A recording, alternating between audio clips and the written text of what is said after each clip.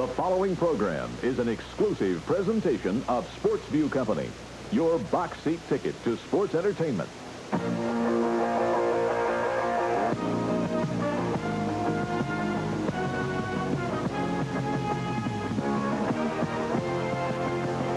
Live from Legion Field in Birmingham, Alabama, Sportsview brings you a classic Southeastern Conference battle as the Volunteers from Tennessee take on the Crimson Tide of Alabama.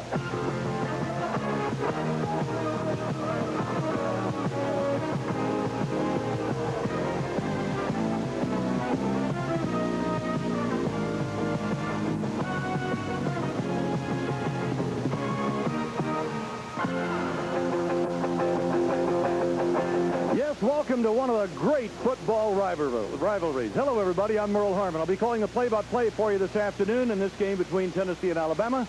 And to analyze the action, former stars Bobby Scott from Tennessee and Johnny Musso from Alabama. First of all, Bobby, what about this Tennessee ball club? They've been playing well defensively. Will that be a key to today's game? Tennessee's chances for success today rely mainly on their defense. How much pressure can Reggie White, Carl Zander, and Alvin Toles put on Walter Lewis, and how well the defense as a whole can stand up to the tremendous depth of Alabama. All right, now let's go to Johnny Musso. Johnny, the wishbone is gone at Alabama. The wishbone's a thing of history. Alabama now has a very varied attack. They can move the ball on the ground, but now they can move it through the air too, and they can move it down the field quickly, and they can score some points. It's going to be a great matchup with Tennessee's defense today. We'll look forward to both Bobby's and Johnny's comments. A little while ago, we had an opportunity to get an analysis on today's game from two of the stars that we're sure are going to star in today's game. Walter Lewis, the quarterback of Alabama, and Reggie White, the defensive tackle of Tennessee. Tennessee's defense is very impressive to me because they're able to flow, they have the quickness, they have the size, and they have the experience. Compared to the past few years I've played against this defense, they're one of the best, and by far they'll be the best defense we'll play this season. They're led by Reggie White, who's preseason All-American pick for them, and they're going to be tough for us today during the wall run. Well, the important thing is, first of all, stopping whoever got the ball. And Walter Lewis, he's a great quarterback. But I think all my teammates realize that we can't emphasize on playing against Walter Lewis, but we're playing against Alabama. We're just going to have to hit whoever got the ball. Since I've been here, this is the first year that I think we had a material to beat Alabama. And, it just happened last year, and it was a great feeling. But I think we have good enough material to beat Alabama like we want to beat them. Legion Field is jammed to capacity this afternoon here in Birmingham. 75,000 plus to look on in this Southeastern Conference battle. Alabama with a 4-1 record, upset by Penn State last week. On the other side of the coin, the Tennessee Volunteers at Johnny Majors pulled a real big one last week against LSU. It wasn't just the win over LSU for Tennessee, it's the way the Volunteers did it. So we're looking forward to an outstanding game today in Southeastern Conference action. And we'll be right back after this word from your local cable system.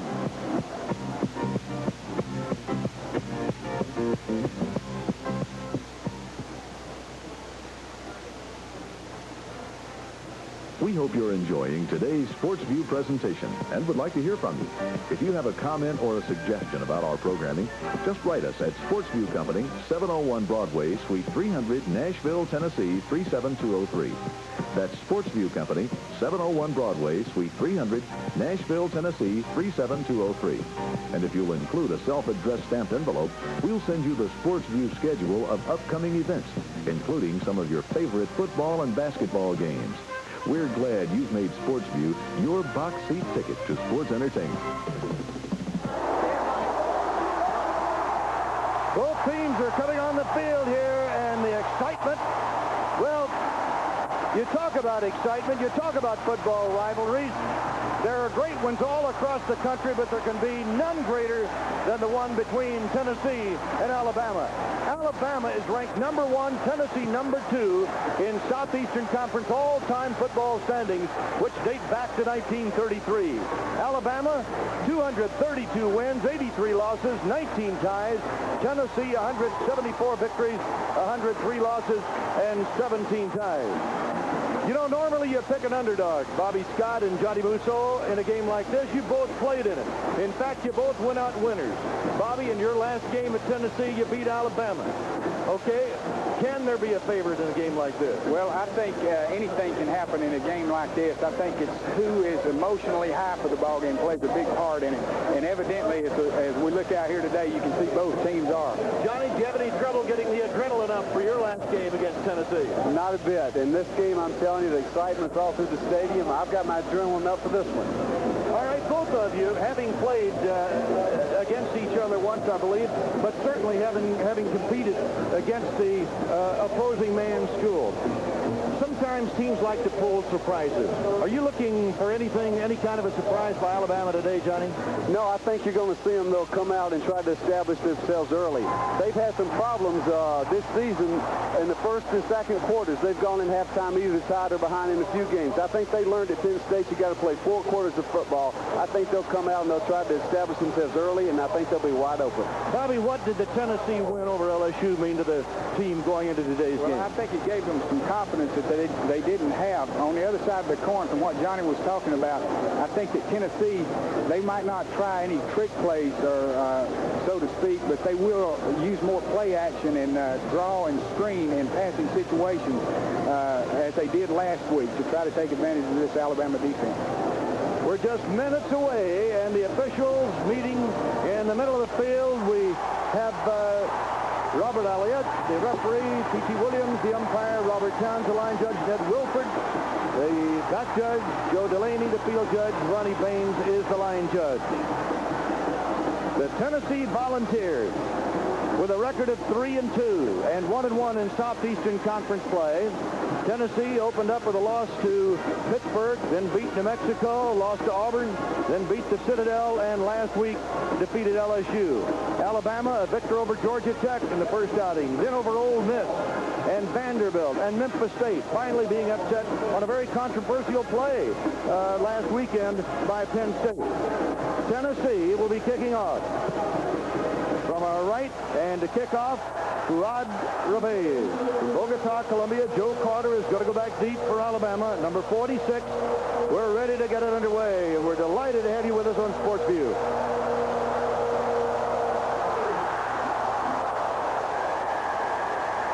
Joe Carter bobbles, and the ball comes out to the 20-yard line. Carter ran one back 100 yards last week, only to have it nullified on a clipping penalty. So Alabama will take over first down on its own 20-yard line with a touchback. The offense led by Walter Lewis, the senior from Bruton, Alabama, from T.R. Miller High School. We can look for a basic 3-4 defense, or if you want, with the 2 outside linebackers standing in, a 5-man line. Lewis, Moore, Good, Terry Good getting a start today, the freshman, after an outstanding game last week. Lewis ready to go to the air on first down. Look at the time he has. My goodness, completes it out to Joey Jones. He is up to the 31-yard line where Terry Brown, number 14, the right cornerback, gets it out of bounds after a 16-yard pickup. Great protection on that play. He had time to look both sides of the field, and the wide receiver on the left side was able to get open. Merle, they came out throwing the ball. I'm not surprised. Alabama's going to come out. They're going to play the game wide open today. Wes Neighbors up over the ball. The guards are Mike Adcock and Willard Sisson, Hardy Walker, and Doug Vickers to the tackles. First down, 36. Lewis on the straight drop, gets some pressure, throws the ball out of bounds, intended for Kerry Good coming out of the backfield. It'll be second down and 10. Reggie White applying the pressure. He was the man, and you can look for him back there most of the afternoon. The offensive alignment for the University of Alabama, coached by Ray Perkins.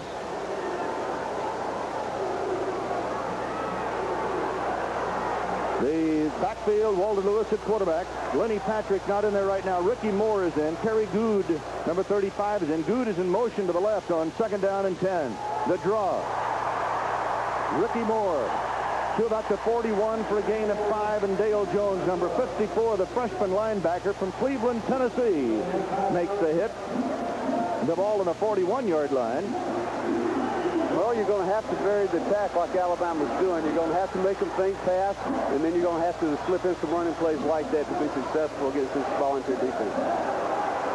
At the 41. It is third down, about 5. Jones splitting wide to the right at the bottom of the screen as Terry Good goes in motion. Lewis under a rush finds a receiver. And he has got Jesse Bendros, number 88, out of Hollywood, Florida, for a gain of 5, and he may have the first down. Bendros is their leading receiver, Merle, and once again, the protection was great for Walter Lewis. Tennessee's going to have to put some pressure on him. So the Crimson Tide starting to move it. Walter Lewis, a quick look over at the sideline to Coach Ray Perkins. Lewis has rushed himself for 165 yards, thrown for 1,110 going into today's game, and he opened up the ball game with a forward pass. Straight dropping right over the middle, across the 45-yard line, down to the 42 as Preston Gothard, number 86, brought down by Carl Zander after a gain of 7. It's another first down for the Crimson Tide. Merle, I think that's the first time today that he's thrown to the primary receiver. This kid's really matured, and he's gone to secondary receivers on 2 of the 3 completions, and this time he went to the primary receiver. The down lineman for Tennessee, Reggie White, 92, Johnny Williams, the middle guard, 46, Mark Studaway, number 98. He's the defensive right tackle. And on first down, Lewis swings one out, and he hits Ricky Moore. Moore, a good second effort there, breaking a tackle on the 40, getting to the 35, and he picked up 8. And Reggie White, number 92, the big play man, the man that the Volunteers are counting on so heavily, stops him after a 7-yard pickup. Well, it really looks like he had the inside opened up, and he's delayed here a minute, and his blocking's got in front of him. I think he really helped himself here. Watch him cut inside. On second down 3, Lewis calls his play. Bendros split wide to the left. On the option, the handoff goes to Ricky Moore. On the dive, he may have the first down. Down near the 31-yard line. Looks like he does have the first down. Picked up about 4. Carl Zander, 45, the left inside linebacker from Minden, New Jersey, made the hit, and Alabama has kept it rolling, Bobby Scott. He sure has. They're coming out. They came out through the ball just about every play until that is the first pure running play that they've had. Joey Jones, number 4, splitting wide left, slot left, single running back is Ricky Moore, 26. First down on the Tennessee 31. Lewis, lots and lots of time. Look at the time that he has. Still looking. Now he's got an opportunity to run or throw, and it's caught for a touchdown to the back of the end zone by Joey Jones, number 4.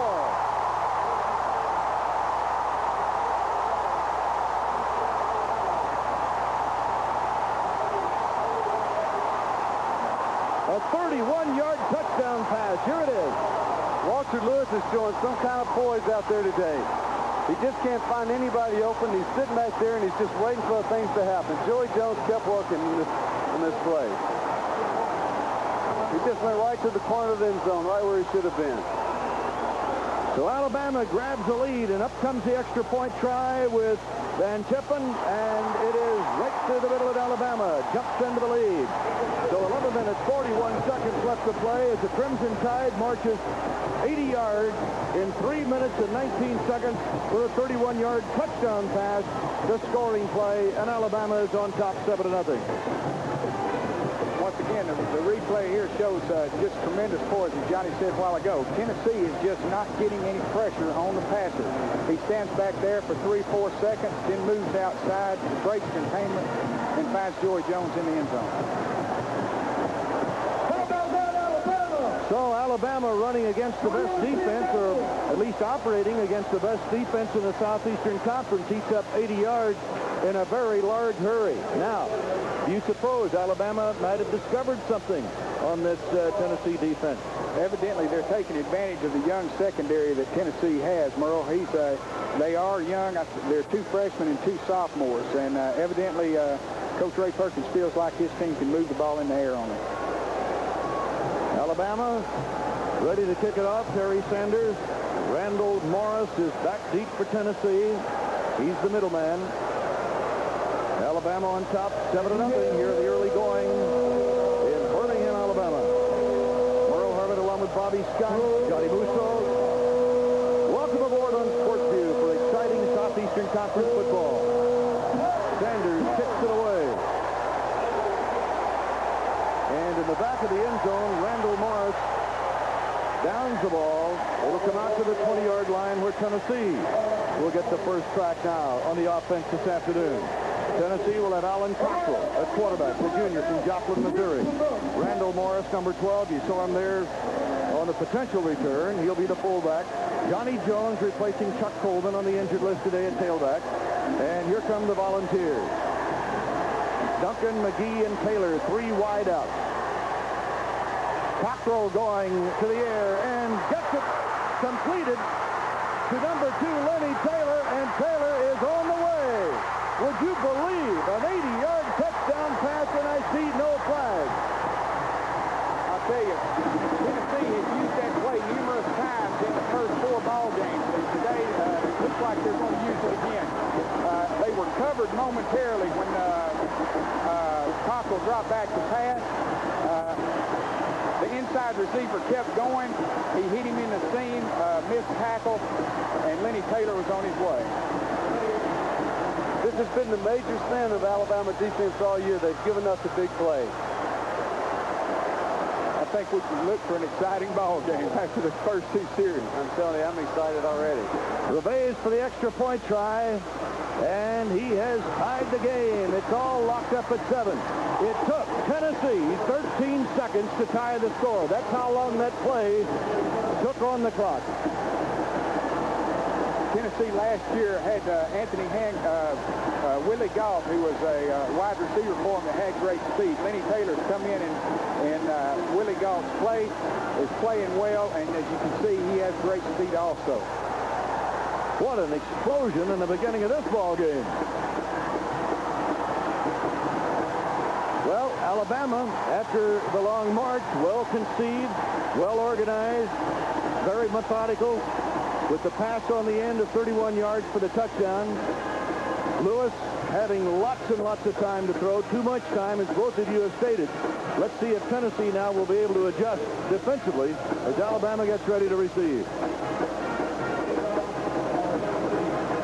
As a defensive team, you'd like to have a little bit more time to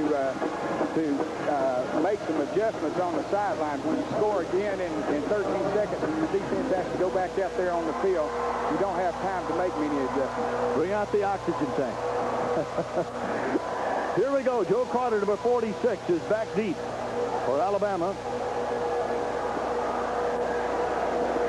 Reveille is getting that ball all teed up. Rod is from Bogota, Colombia, by way of Miami, Florida. And Carter will have a chance to run this one back. 1 yard deep of the end zone. Breaks to the 20, 30.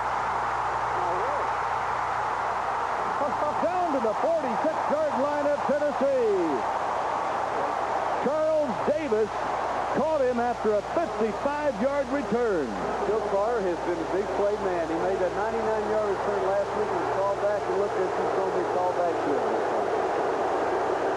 So Carter, who ran for 100 yards against Penn State only to have it called back, also has this one called back. Well, those are 2 real big disappointments for Alabama. They made a real nice drive. They had Tennessee come back and score in one play, and now it looks like it's about a 40-yard difference between where the ball's going to be spotted and where they ended up. We'll see how this team acts. Clipping on the receiving team. First down. So the clipping call takes the ball back to about the 7-yard line, and that kind of breaks the momentum here for a moment at least. Well, it sure does. Tennessee's kickoff cover team has already had 2 run back on them in previous games, so maybe they're a little suspect in that department. 2 wideouts. The running backs are split wide. Walter Lewis, the senior from Bruton.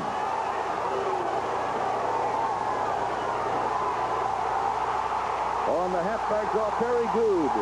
Good pops out near the 10-yard line for a gain of 3. Reggie White, 92, the senior from Chattanooga, who leads the Volunteers in sacks with 8 and second in tackles with 33, makes the hit. That's not an easy position for a freshman running back to be in. Carry the ball right there in the shadows of your own goal line. We look at the linebackers. We've looked at the down linemen. It is second down 3 for Alabama. Score tied at 7.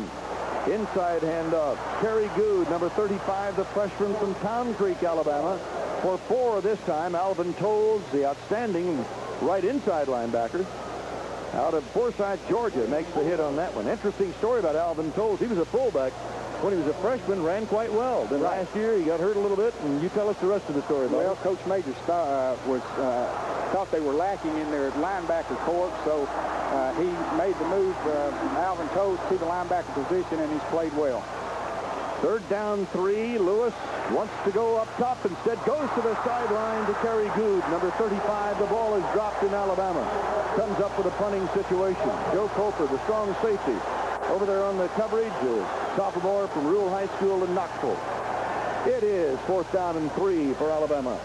I noticed on that last play, Merle, that Alabama pulled their center, Wes Neighbors, out to the right side that time to double team on Reggie White. Back to do the punting is Malcolm Simmons, who popped 171 yards against Ole Miss. 42.6 average. Tim McGee is back deep. And the left footer sails it high and a long way downfield to the 36. McGee to the far side, knocked out of bounds on the 46-yard line. Downfield on the coverage was Anthony Smiley, number 52, a weak side linebacker who is performing on the specialty team. 50-yard punt, a 10-yard return. Great field position for the Volunteers of Tennessee. One of the things that helped Tennessee last week against LSU was their relatively good field position the whole ball game. If Tennessee can keep this kind of field position, it's going to be a good ball game all the way down the line. Tennessee going with 3 wideouts and a slot left. Cockrell goes to his running back, Randall Morris, out of Long Beach, California. He doesn't get too much. John Hand, number 78, the left tackle defensively. Mike Rodriguez, the nose tackle, number 31 on the hit. So a couple of yards, and that's about it. The ball advanced to the 48-yard line, where it is 2nd down 8 for Tennessee, and the score tied at 7 with 9 minutes and 39 seconds left to go in the first quarter. Johnny Jones has come out. Big Sam Henderson has come in now. So Morris and Henderson will be the running backs. Henderson, number 43, a sophomore out of South Bend, Indiana. Again, 3 wideouts for Alan Cockrell. Cockrell under a rush, and down he goes. Mike Rodriguez, the nose tackle, the senior from Melbourne, Florida, hits him for an 8-yard loss. This is one of the main concerns, Merle, of Alabama defensive coaches I talked to. They really thought they had to rush the passer. They haven't got the best of pass rushing in the past this season, and this is really encouraging to them, I know. The loss puts the ball back in the 40, and it becomes a 3rd down and 16. Johnny Jones is in now, along with Sam Henderson of the Tennessee backfield. Sam Henderson, look at this big guy plow into Alabama territory near the 47-yard line, but short of a first down. Emmanuel King, number 92, stops him after an 8-yard pickup. You might want to say right here that Sam Henderson is Tennessee's number 1 rusher, and he's not starting the game. He's the second-team fullback. Ray Perkins is not going to be pleased with the type of tackling we're seeing out here by this Alabama team today. 4th down, almost 4. Jimmy Colquitt out of Knoxville Doyle High School. His brother Craig, you remember him, but everybody remembers Jimmy and the way that he is booming the ball. He hangs this one very high, almost a 47-yard average. Look at Tennessee now to down the ball. Tennessee downs the ball around the 5-yard line, and they did that last week against LSU. They sure did. That's what Coughlin had a great game. He and Gerard Revez both started off kind of slow during the first 4 ball games of the season. But last week, it seemed like they came around and are doing the job that they did last year as a kicking team for University of Tennessee. So Colquitt boots it 45 yards to the 7-yard line of the Crimson Tide. Wes Neighbors.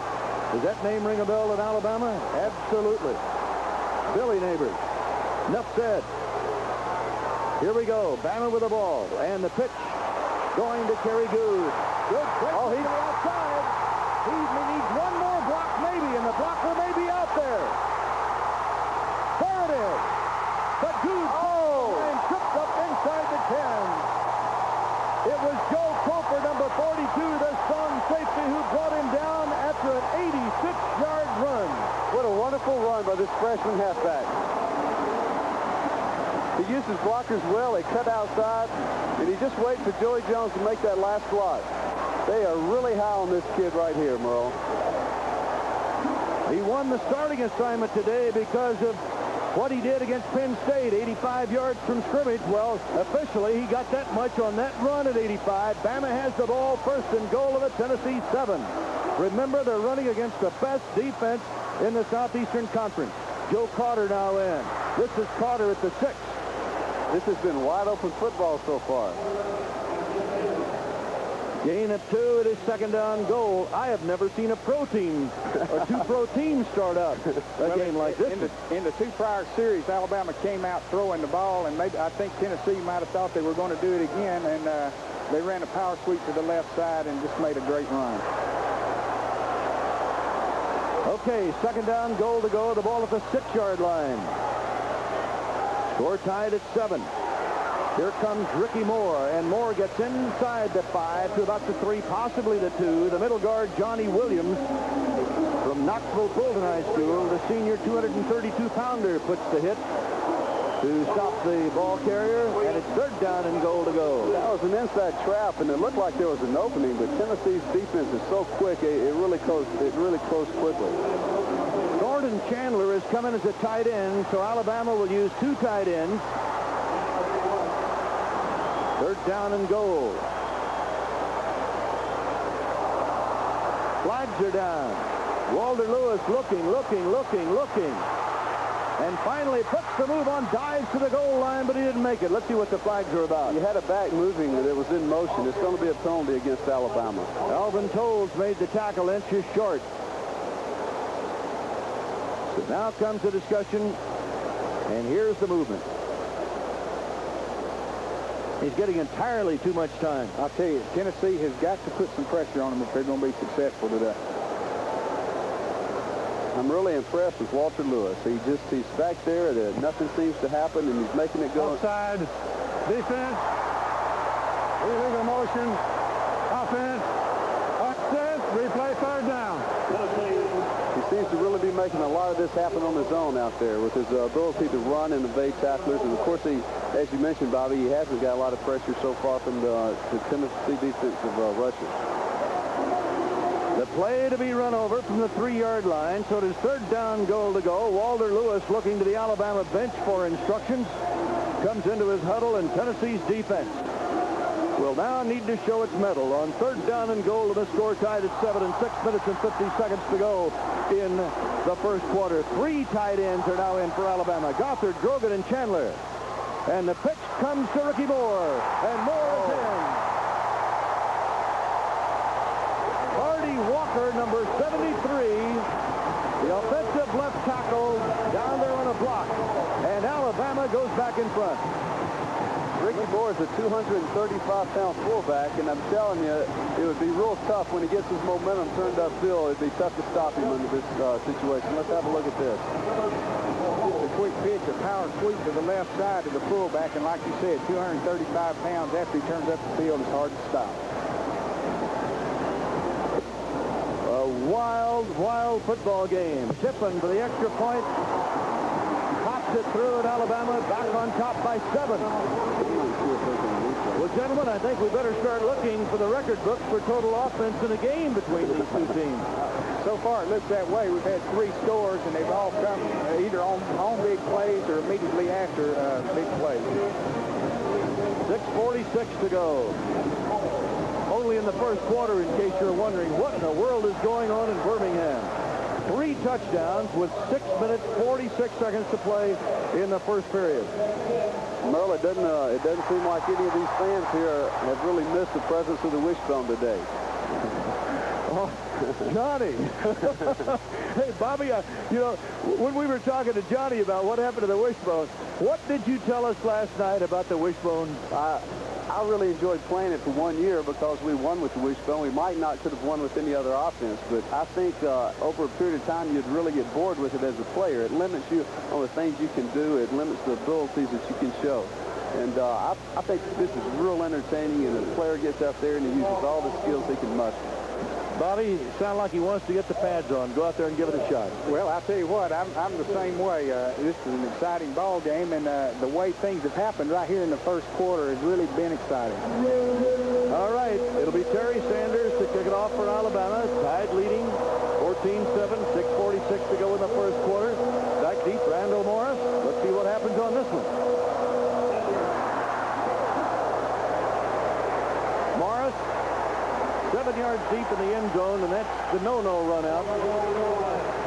So Tennessee, remember what the Volunteers did on their last possession as Cockrell cranked up and threw 80 yards to Lenny Taylor. And Tennessee tied the game in 13 seconds after Alabama had jumped into the lead on a 31-yard touchdown pass from Walter Lewis to Joey Jones with 11:14 to go in the first quarter. Now, here comes Glenn Strino, Mike Furness, Bill Mayo, Kurt Singer, Steve Knight, the up front men, and the offensive line. Incomplete. You talk about a rush. Mike Rodriguez was in there. And Alabama's defensive line, really getting a quick pop. Alan Cockrell is trying to utilize play action here, which, well, he should. It's a good opportunity on first down. But the defensive line and linebackers of Alabama are just proving too tough for the offensive line right now of Tennessee. Here come the Vols. They trail 14-7, second and 10 of their own 20. Cockrell. Hand off to Sam Henderson. Henderson belts his way out to the 27. Mike Rodriguez, who made the last tackle, gets him after a 7-yard pickup. The ball spotted officially on the 27-yard line of Tennessee. A good hole here opens up for Sam Henderson. He makes a cut back to his left. Really, he stumbled. I thought he should have made a little more yardage out of that. Randall Morris, number 12, now coming into the ball game. Johnny Jones coming out in the backfield. Duncan, McGee, and Taylor in the wideouts for Tennessee. Cockrell audibilizing. And the pitch. Randall Morris. First down. Morris at the 35-yard line gets the first down. So Tennessee will keep its drive going. Britton Cooper, number 20, makes the stop after almost a 9-yard pickup. Boy, Bobby, that looked like the field was wide open. I really thought, just as you said the play before, that was going to go for long yardage. It sure did. Allen looked like he was audible in at the line of scrimmage there, as he's done a lot in the prior games. First down, Tennessee, 35-yard line. Henderson right up the middle, loses the helmet, but not the ball. I think 4-yard pickup. Scott McRae, the left linebacker from Huntsville, Alabama, making the tackle. McRae, a 6'1", 211-pound junior letterman. He was a fullback in 1980. That gain 4. It'll be second down 6, and we have 5:25 to go in the first quarter in Birmingham. Alabama 14, Tennessee 7. Sam Henderson is out. Randall Morris is in the backfield for the Vols. Duncan splits wide to the right. Lenny Taylor in the slot right. Here comes the call at the line of scrimmage.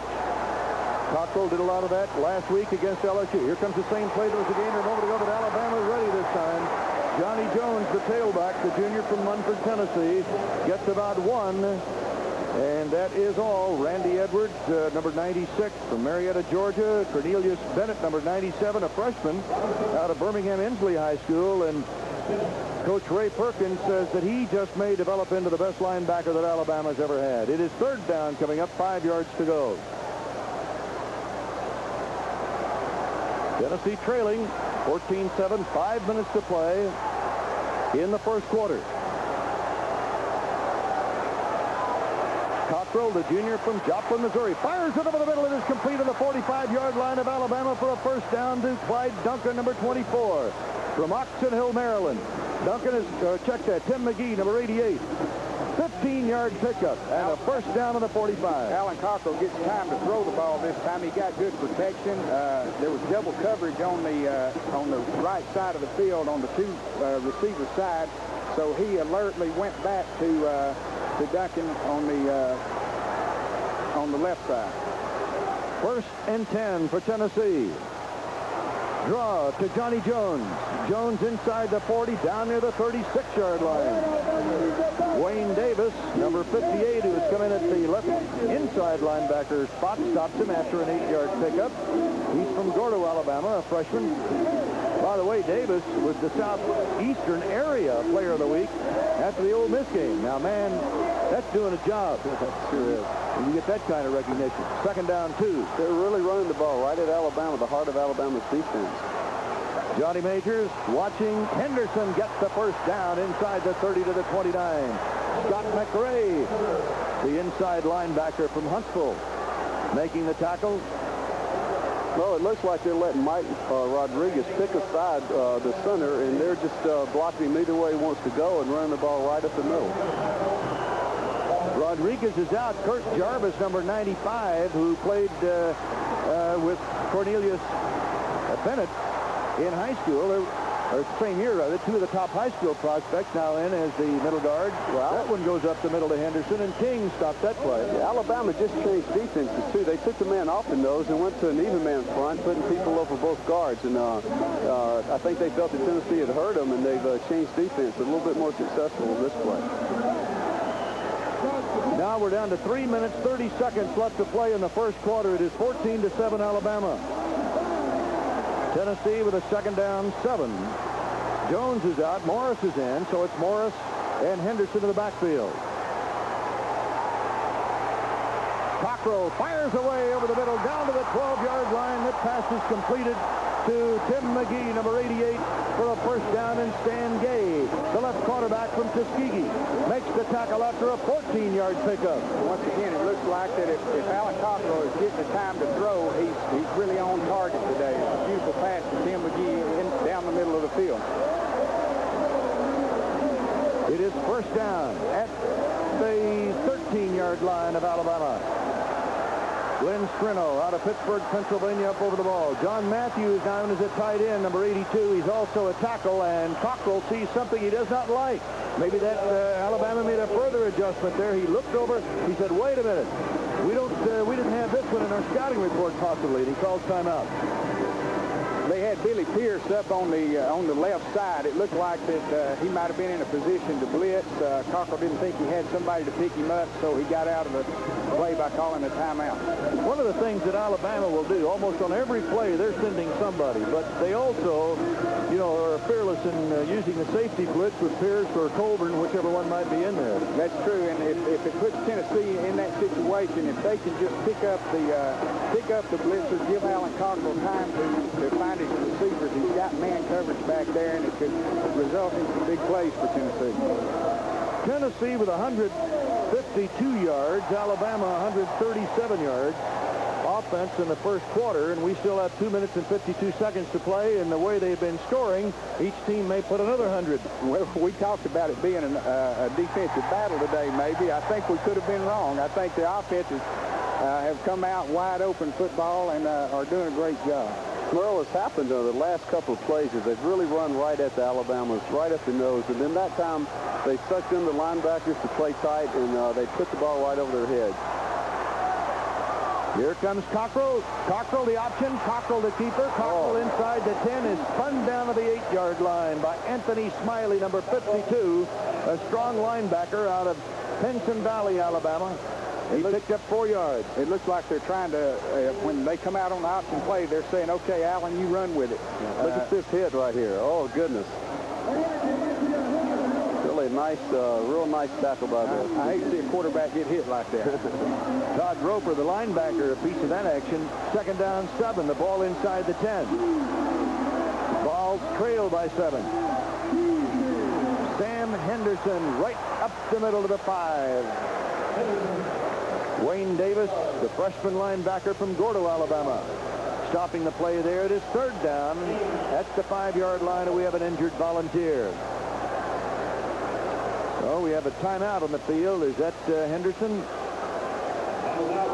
Sam Henderson, the sophomore from South Bend, Indiana, at 6'2", 245 pounds, carried for 300 yards going into this game. Man, oh man, there are going to be some statistics added to a lot of players in this game today. Well, there are a lot of points scored last year in the Alabama and Tennessee game, but historically it's not a high-scoring game. It's a real defensive struggle. And I don't know if this is a trend just starting, but it's been wide-open football so far today.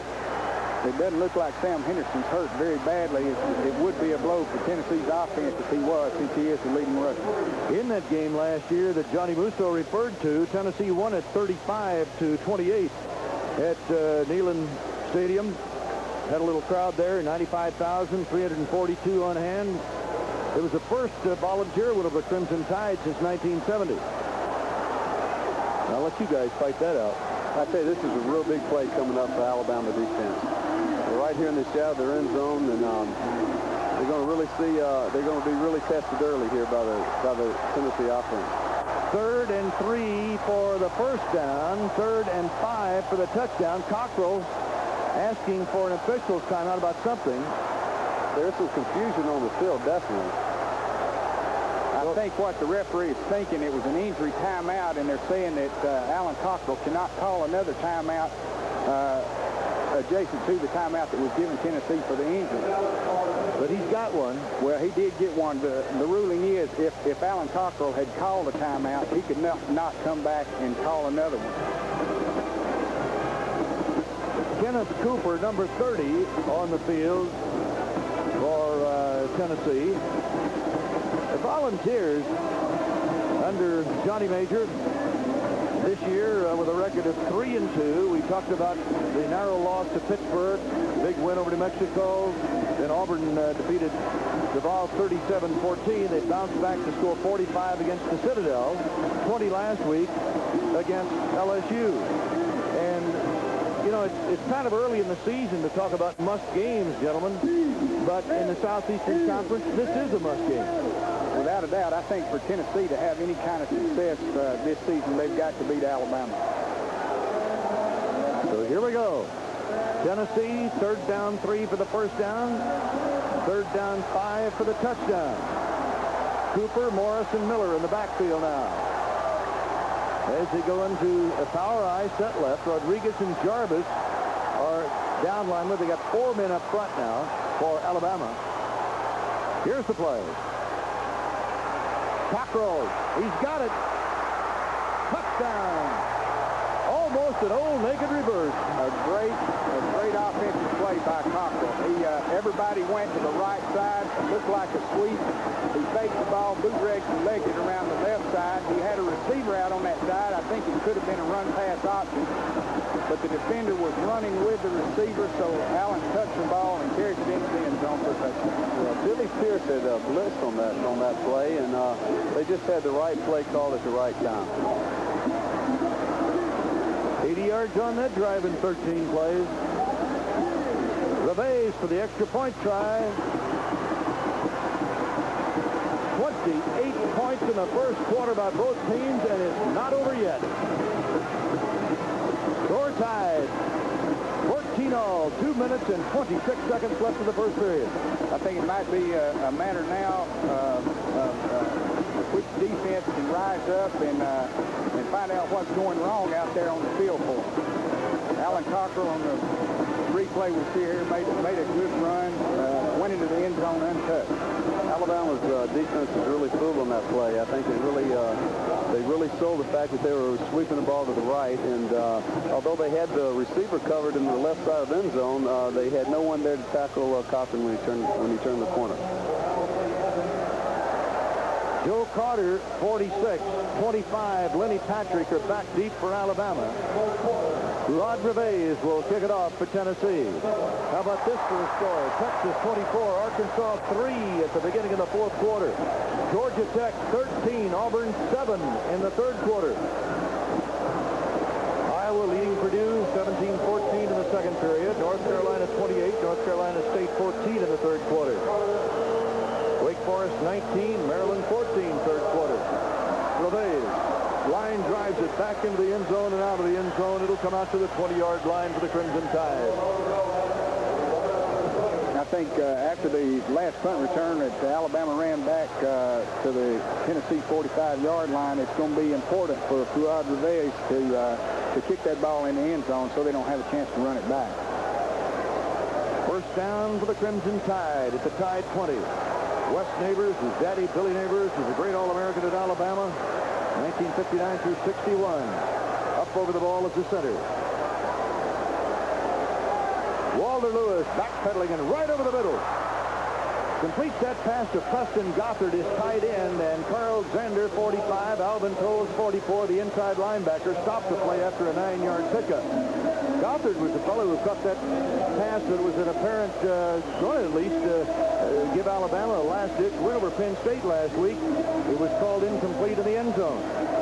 Tony Simmons is now in. Gilder is now in as a running back for Alabama. Walter Lewis hangs on to the football. Lewis picks up yardage out near the 40. Alvin Coles, the inside linebacker, nails him after a 10-yard pickup, or almost 10. Well, I think you have a real good feel for both teams' game plans. Alabama, both the two times that they weren't backed up deep, came out with wide open plays on first down. They really stretched the volunteer defense. I think Tennessee, on the other hand, felt like there's some weakness in the middle of Alabama's defense, and they've really run the ball right at them, right up the middle. It was a first down to the 39. Single set back, and the handoff goes to Andrew Gilder. And this time, it was Reggie White, number 92, the big play man for Tennessee. And Johnny Major says that he has seen them all, and Reggie White is as good as Rich Glover, as Leroy Sullivan, and all the rest. Reggie looked like he was on an inside charge that time and came through clean, was able to make the hit in the backfield. After a loss of 2, second down 12. 57 seconds to go in the first quarter.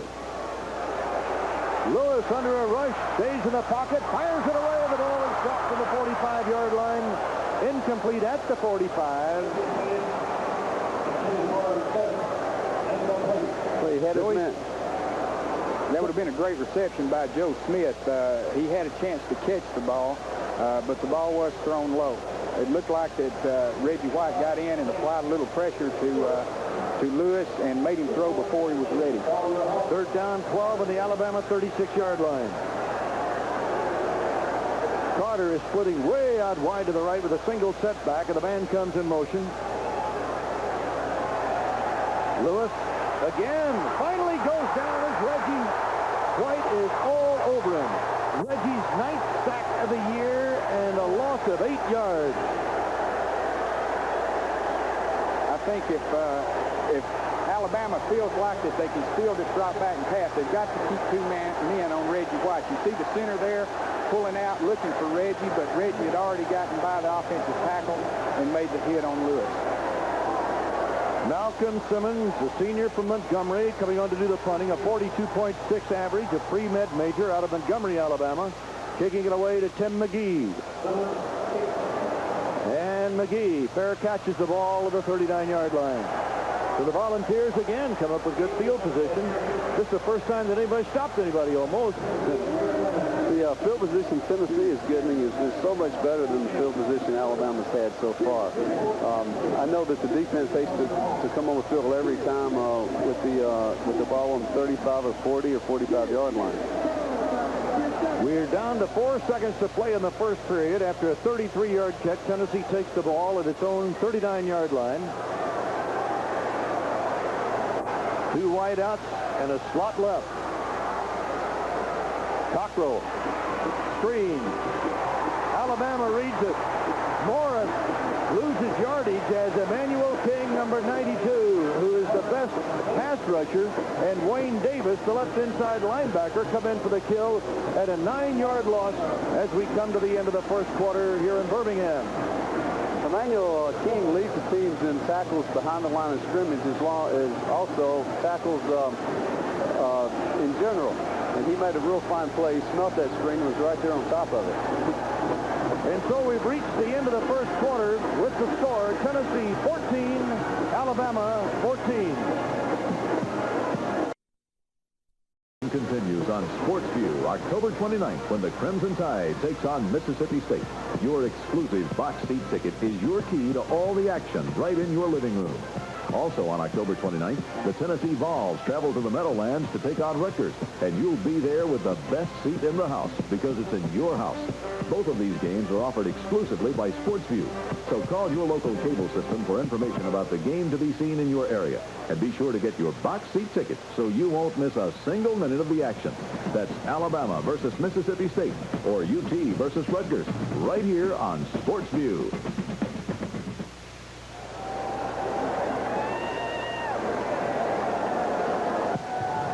All right, Alabama, we got to hold that line now. Hold that line. Defense. Defense. Hold that line.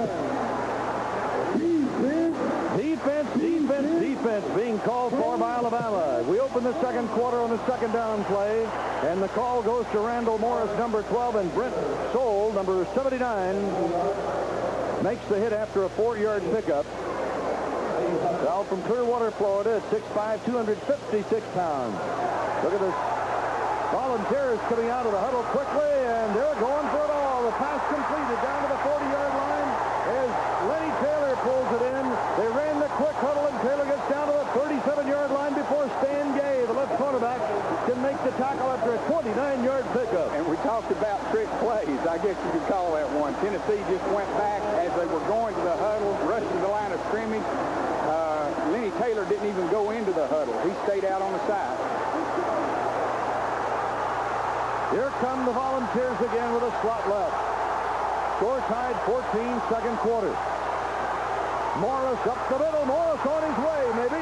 He is pulled down from behind at the 15, maybe the 14-yard line. Once again, it looks like Tennessee is really testing the interior line of the Alabama Crimson Tide.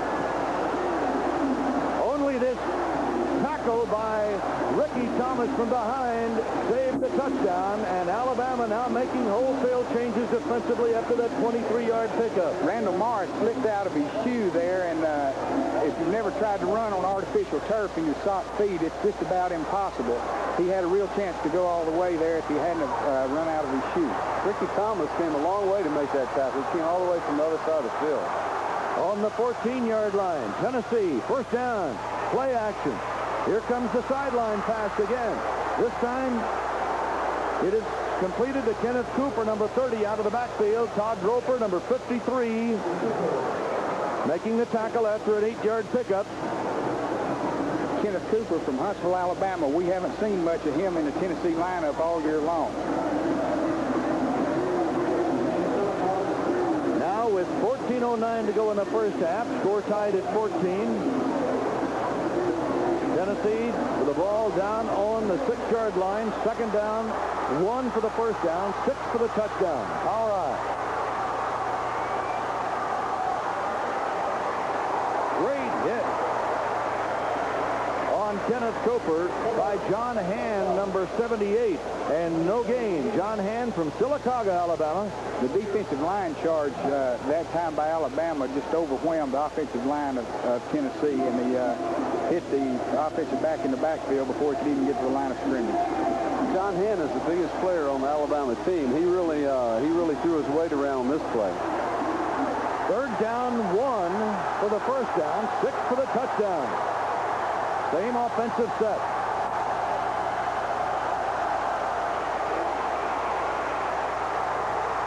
Maybe a first down by Wesley Pryor, number 23, running out of the backfield. This is going to be a close call, and the officials, I think, will want to look at it as Freddie Robinson up from the right quarterback spot, the freshman from Mobile. Freddie did a real nice job on that play. Yeah, it was a real tough tackle. He had a lot of room to maneuver, and it was a real fine one-on-one tackle. This looks like it's going to be a little short by a couple of inches. And if it is, it's going to bring up a very interesting situation. With the score tied, it's short by that much. It's really a critical situation, and down on the sidelines, Coach Major's trying to make a decision now whether to go for it or take the field goal. And it looks like they're going to go for it. The way these teams have been scoring, you kind of hate to give the other team the ball without scoring 7 yourself, without a doubt. Cooper, Morris, and Miller in the backfield for Tennessee. They're right in front of Alabama's student body here, and they're really trying to get the defense up. They're on on their feet. Two tight ends, power I. Fourth down inches. The crowd will tell you one way or another. Cockrell in trouble, fires it away, and it's incomplete to the end zone, and Alabama holds. John Cook, the intended receiver. Alabama takes over. Stan Gay had the coverage, and the Tide stops the Vols inside the Alabama 5. Earl, Stan Gay just did a fantastic job on that play. I'm telling you, he didn't know whether he had the quarterback running or passing. He kind of played between both of them. Watching here on the replay. Number 90, John Cook here had an awfully good chance to make a great catch for Tennessee. It looks like he had it momentarily, and then when he met the ground, the ball popped out. This is a big series right now for the defense. First down, Alabama. Lewis, how about this for courage? Firing away, and it is caught by Joey Jones. Alabama gets out of the hole at the 23-yard line on an 18-yard pass play to Joey Jones. That was a timing pattern. Joey Jones made the break, and Walter Lewis put the ball right on the money.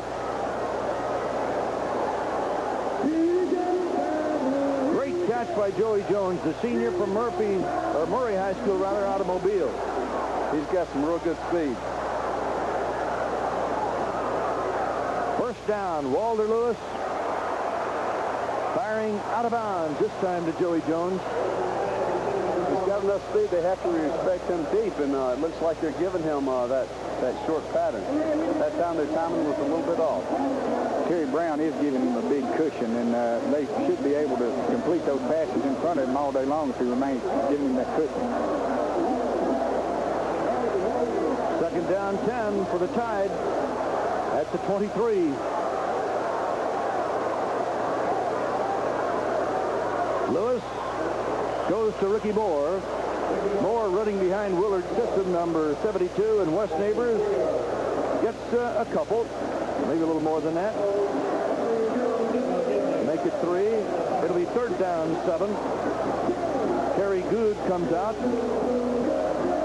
in the backfield for the Tide. Ricky Moore, number 26, coming out of that huddle.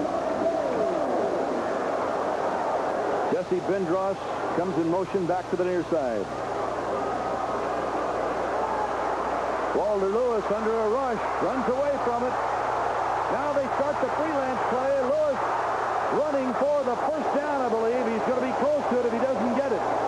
Downfield, Jesse Bendross saw that everything was breaking down. He tried to freelance with Lewis, and it looked like he might have a real shot at him. As it is, Lewis picks up 8.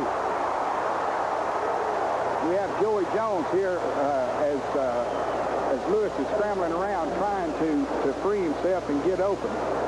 Really, if he starts to scramble, if the quarterback starts to scramble in your direction, the guy on the sideline should go deep and try to open it up for the other receivers that are coming across. And that was Bendross, who had cut back to the middle and was actually, I think, open. He was wide open for a period of time there. Walter, he really never could stop scrambling to get his feet to plant and really throw, though.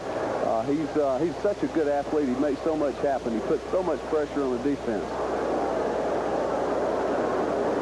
No, I think one thing that really surprises me is watching this Alabama team is how well the linemen have made a transition from the wishbone, from having all your weight forward and fire down and blocking and to pass protecting. They're staying back there. They're giving Walter Lewis a lot of time to throw the ball, and they're this time the play, nobody was open. The play broke down. He scrambled his run, but basically he's had a lot of time to sit back there and find secondary receivers. Carl Zander, the linebacker, the man injured. Zander, the junior from Mendham, New Jersey. Third in tackles for the Volunteer defense with 24. Second in total hits with 58. Looks like he might have had the wind knocked out of him. He's been replaced by Jim Duncan, number 31, out of Bakersfield, California, junior. Cockrell, by the way, is hit for 138 yards in the air, and Lewis 90, and we're very early in the second quarter. We're seeing a wide-open football game, that's for sure. First and 10, Alabama, on the Tide 34. The pitch to the tailback, Kerry Good. Not too much this time. At the 35, Alvin Tolles, number 44, who was a fullback as a freshman, switched to the defense. That's the way those offensive players are. They like to put their helmet right in there and little pops. I know John volunteered to be a defensive player once, and Bobby Scott probably did too. They like to see what the other guys, how it feels on the other side. They both just left the booth. Second down 10, 35. Cockrell this time gets hit, but he gets that pass away, and he completes it to number 86, Preston Gothard. The tight end, Joe Cofer, had the tackle on the play after an 8-yard pickup, and Lewis just barely got that ball away in time, and it'll be third down 2. Once again, he showed some real poise under pressure. Tennessee's defense comes in on him real hard. He takes really a pretty good shot, but he was able to get the ball off and get it completed. It shows great poise on his part. Preston Gothard has really been a factor today. He was a second-string tight end. He's really moved in there, and he's doing a real fine job. Jones split to the right. Ben Dross in the slot right. Walter Lewis looking to this side, firing it away incomplete, underthrowing the ball in Tennessee territory. It was intended for Kerry Good coming out of the backfield. And Terry Brown, number 14, the right cornerback, the freshman from Macon, Georgia, had the coverage. It is fourth down, Tennessee. Lewis looked a little unsettled that time. It didn't look like he got his feet set before he tried to throw. He was moving around a little bit back there in the pocket and just didn't get set. I think that play shows a lot of respect for what Alabama thinks of Tennessee's defense. It was third down and less than 2 yards, and they thought they had to go to there to get it. And I think I said Tennessee. Of course, Alabama is kicking it away, and this one is really sailed by Simmons and grabbed by Tim McGee on the return. McGee slips out of the tackle, but not this one, but he still manages to get the ball out to the 39-yard line, and it was Craig Turner, number 44, who stopped him after a 30-yard return. I'll tell you, Tennessee has had some long returns on the kickoff, but they hadn't really done too well on the punt returns. Well, look at the field position Tennessee has again to start this drive. The Volunteers, who are locked up at 14 with Alabama, one more look at a fine return by McGee. Saw a little daylight, a little more. And was that close to breaking it possibly? A flag goes down as Morris gets hit at the handoff by number 87, Larry Roberts, who's playing the right defensive tackle spot now. He's from Dothan, Alabama, a sophomore. We'll see the preliminary indication against Tennessee. Must have been a busted assignment. Roberts went right through there. It looked like he wasn't blocked on that play.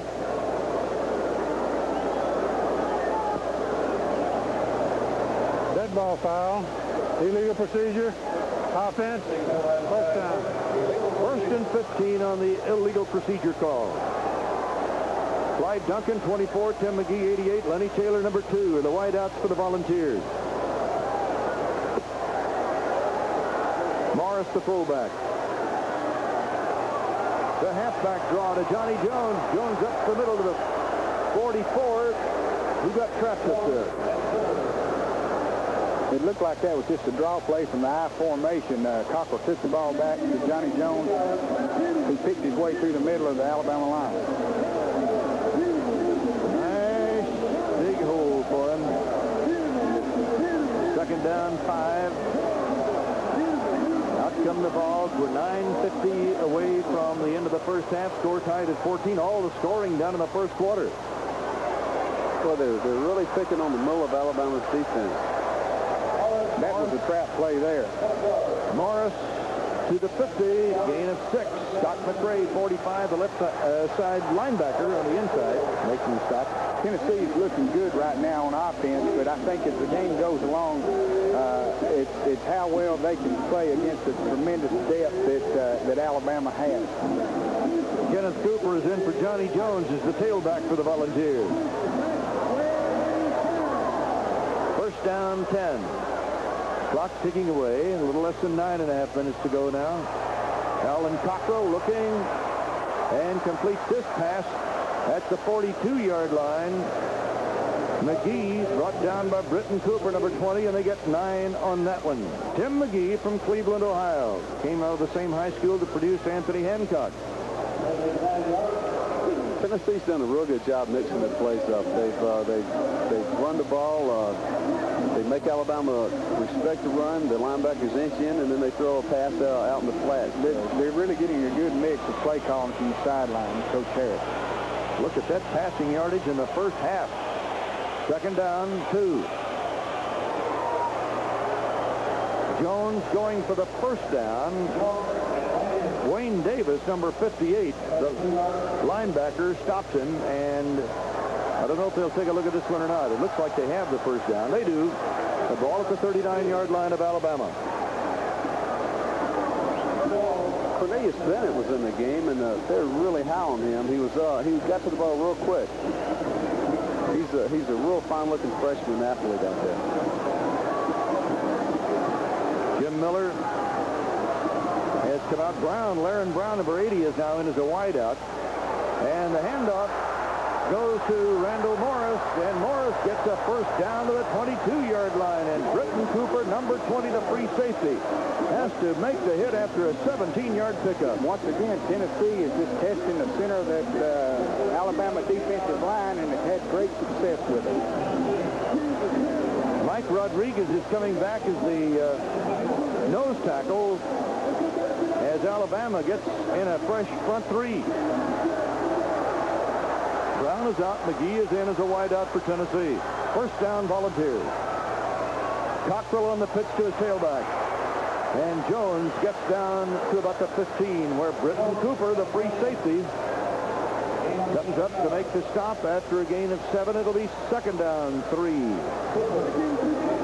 We have less than 8 minutes to go now in the first half at Legion Field in Birmingham. Merle Harmon along with Bobby Scott and Johnny Musso, hoping you're enjoying our first telecast on Sportsview. And if you are, tell your friends about us. We'll have a lot of exciting Southeastern Conference football for you for the rest of the season. 2nd and 3 for Tennessee.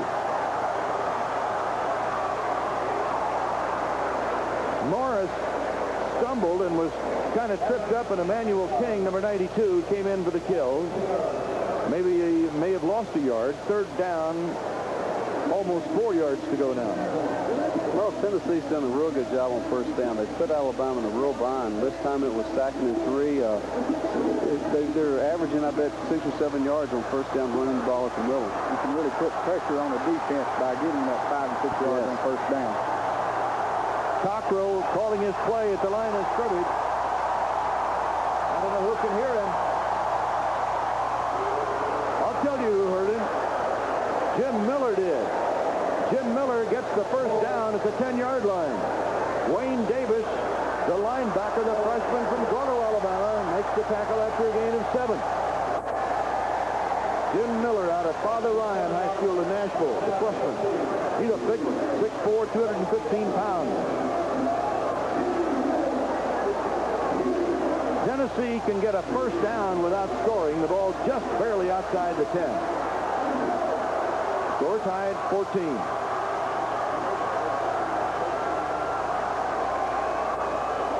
And Randall Morris just ran right out of his shoe.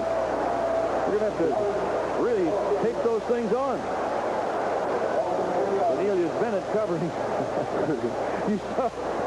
You saw that. Here it is. Watch the shoe now, okay? Where's my shoe? Well, that's being quick right there, Merle, and your shoes can't keep up with you. Good. I remember seeing number 22 for Alabama do that a few times back in the 70s. No, I was so slow they used to run in front of me. Splitting wide to the left, Lenny Taylor. 2nd and 12. Cockrell gets hit inside the 15 at about the 14. He might have lost a yard or so. Sammy Hood, number 43, who is now in the game defensively for Alabama, comes up on the hit. Cockrell here is rolling out to his left side. He's rolling into the teeth, really, of Alabama defense. They had 3 defensive backs over there. Tennessee gets down deep into Alabama territory. Cockrell really getting nailed there, but Henderson is on the sideline. They just brought a bucket of ice and an ice pack over. And on 3rd down, Morris is stopped at the 11. It is 4th down. Todd Roper, number 53, the right linebacker, on the tackle. I think Tennessee was in that long yardage situation. I think it's 3rd and about 13. They decided to go ahead and try to take the field goal with Rod Rivez. Rivez coming on. The ball to be held at about the 19-yard line. Sells the holder. Slide angle to the left. He's 8 out of 13 field goal attempts. This will be a 23-yard effort. And it's good, and Tennessee takes the lead. So the Volunteers settle for the field goal. I think Tennessee thought it was very important to get some points on that drive. Earlier they got down there, and Alabama made a real fine defensive stand. And on 4th down, they elected to go for the touchdown. I think they thought it was very important, as Bobby said, to get some points on that drive.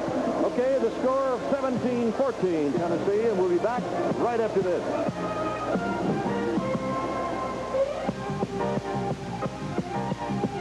Sportsview offers you a new concept in home sports entertainment.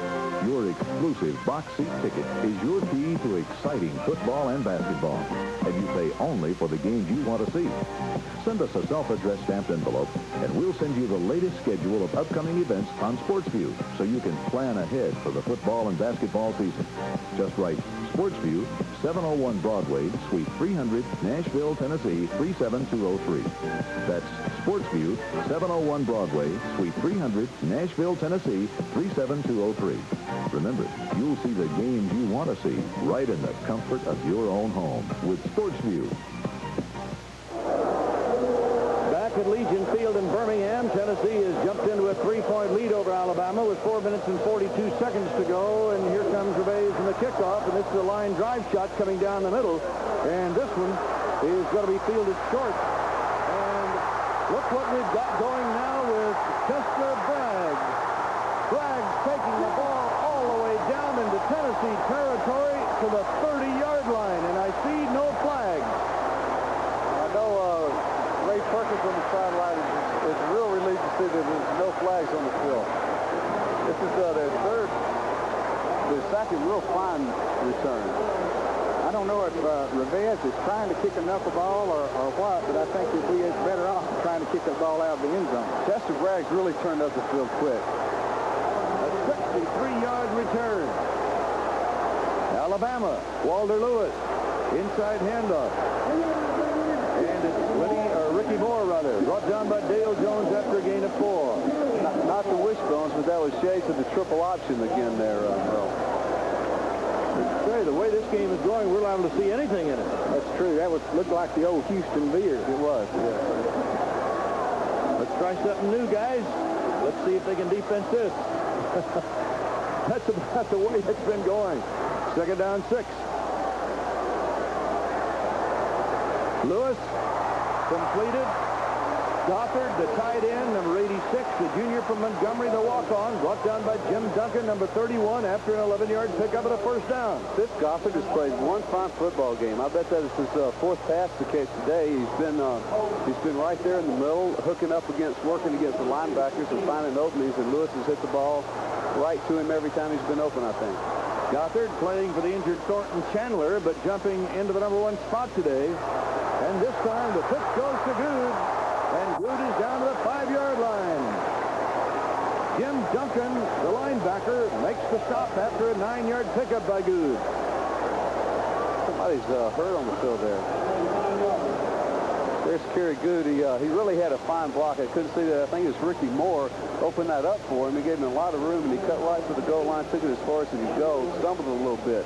Real fine run. That guy's just a freshman. Kerry Good had roared 85 yards to set up a touchdown for Alabama. Ricky Moore finally going in from the 3. I believe that's Johnny Williams, it is, number 46, the middle guard from Knoxville out of Fulton High School, the senior for UT, being attended by the medical staff. 3 minutes and 33 seconds left to play in the 1st half.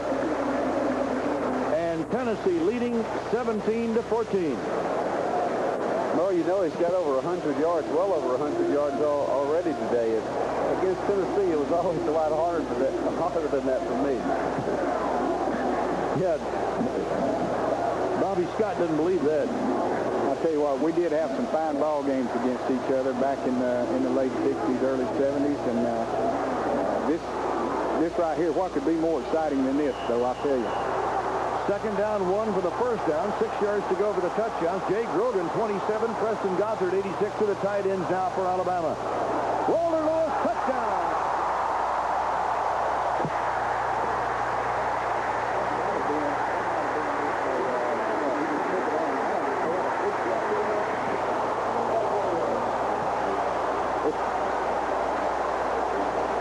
If you look at this play, you see that Tennessee had its right defensive tackle split way out on the outside shoulder of the offensive tackle and left a big hole there. That might just have been a case where Lewis took the ball on his own.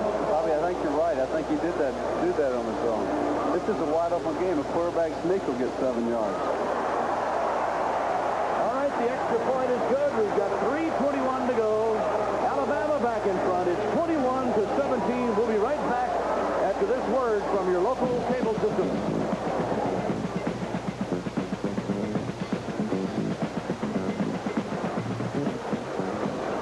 You'll want to be sure and mark November 12th on your sports viewing calendar because that's when Southern Mississippi comes to Birmingham to go against the Crimson Tide of Alabama. The game starts at 1:30 Central Time and is available exclusively on Sportsview, your box seat ticket to sports programming. Check your local cable system for game availability in your area and get your box seat tickets now because supplies are limited. That's Alabama versus Southern Mississippi, November 12th at 1:30, right here on Sportsview. At Legion Field in Birmingham, 3:21 to go in the first half, and this seesaw affair now. Alabama back in front, 21-17. A great 63-yard run, followed by 30 yards on 4 plays by Alabama, with Walter Lewis going the last 5, and it's 21-17. Going back deep for Tennessee is Randall Morris, along as we have Alabama getting ready to kick it off.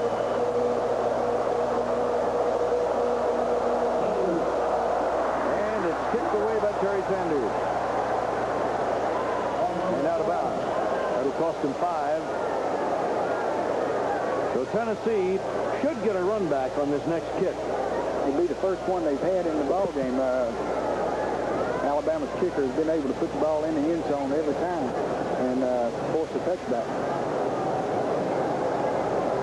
Welcome aboard on Sportsview on our first telecast of Southeastern Conference football. Boy, what a way to start. We hope that you're enjoying it as much as the 75,000 fans here at Legion Field are. And a pretty good following from Tennessee. They had over 10,000 tickets. I think 10,001 because somebody managed to get that extra one. The ball placed back on the 35, and Terry Sanders will go at it again.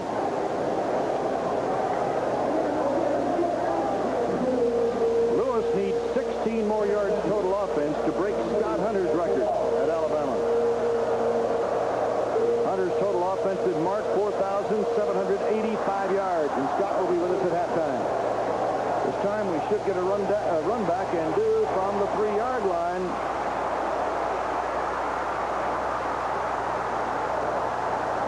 And another fine return, Rocky Colburn on this return of 41 yards. Again, I think Alabama's really putting a lot of pressure on themselves. They're giving Tennessee the ball on the 40-yard line or better, I think, on 2 or 3 different occasions.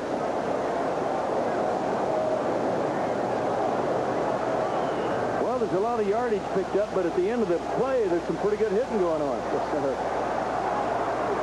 At the 44-yard line, Tennessee puts it in play. Jim Miller stopped by Scott McRae, number 45. Jim Miller, a freshman from Nashville, gets 5, and it'll be second down and 5.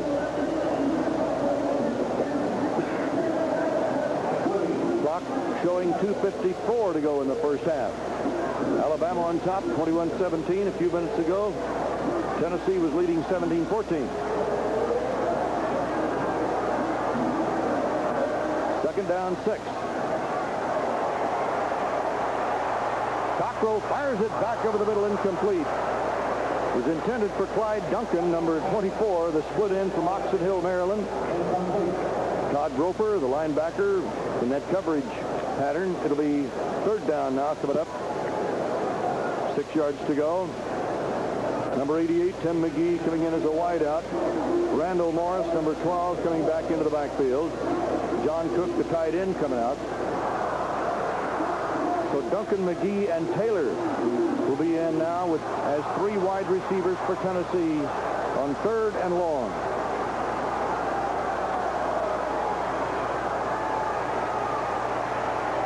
Cockrell gets out of the trap. Incomplete. Billy Pierce, the strong safety, went for the interception. Didn't get it, and it's fourth down coming up for Tennessee. That's really a dangerous pass on Allen's part there when you're moving to your left. He was scrambling out and then turned back to throw the ball back across the field. Too many bad things can happen to you in that situation. Jimmy Colquitt back to do the punting. I believe this is only a second punt today. That was Alabama's best defensive effort so far in the game. Colquitt with a 44.4 average, his longest 70. Greg Richardson is back, and this one he kind of shanked off his foot. The ball not going very far, down by Tennessee on the 25-yard line. There's a thrombie on the field. Oh, I think they're going to call roughing the kicker there. They are indeed. That's the preliminary signal. That's a big break for Tennessee. We have 2 minutes, 19 seconds to play in the first half. Tennessee apparently stopped by Alabama's defense. Here's where it happened, right there. They went after the block there, and it looked like the people that were rushing the punter kind of ran into each other, and their momentum carried them into the kicker. So a long discussion on this one. If they take the penalty, fourth down 1, I believe, is what Cockrell was telling the bench.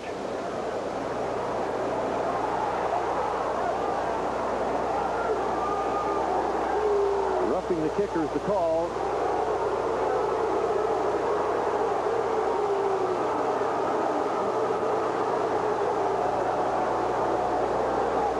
Fourth down.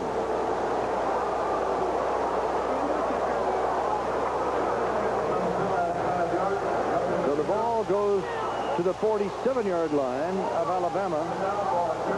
And Tennessee takes a timeout with 2 minutes, 19 seconds left to go, and Tennessee has used its last timeout. 2 minutes, 19 seconds to go in the first half, that is. Because if you're looking at that score, you might think it's near the end of the game. It isn't, folks. Don't go away. There's the score. Alabama 21 and Tennessee 17. And we'll be back right after these messages.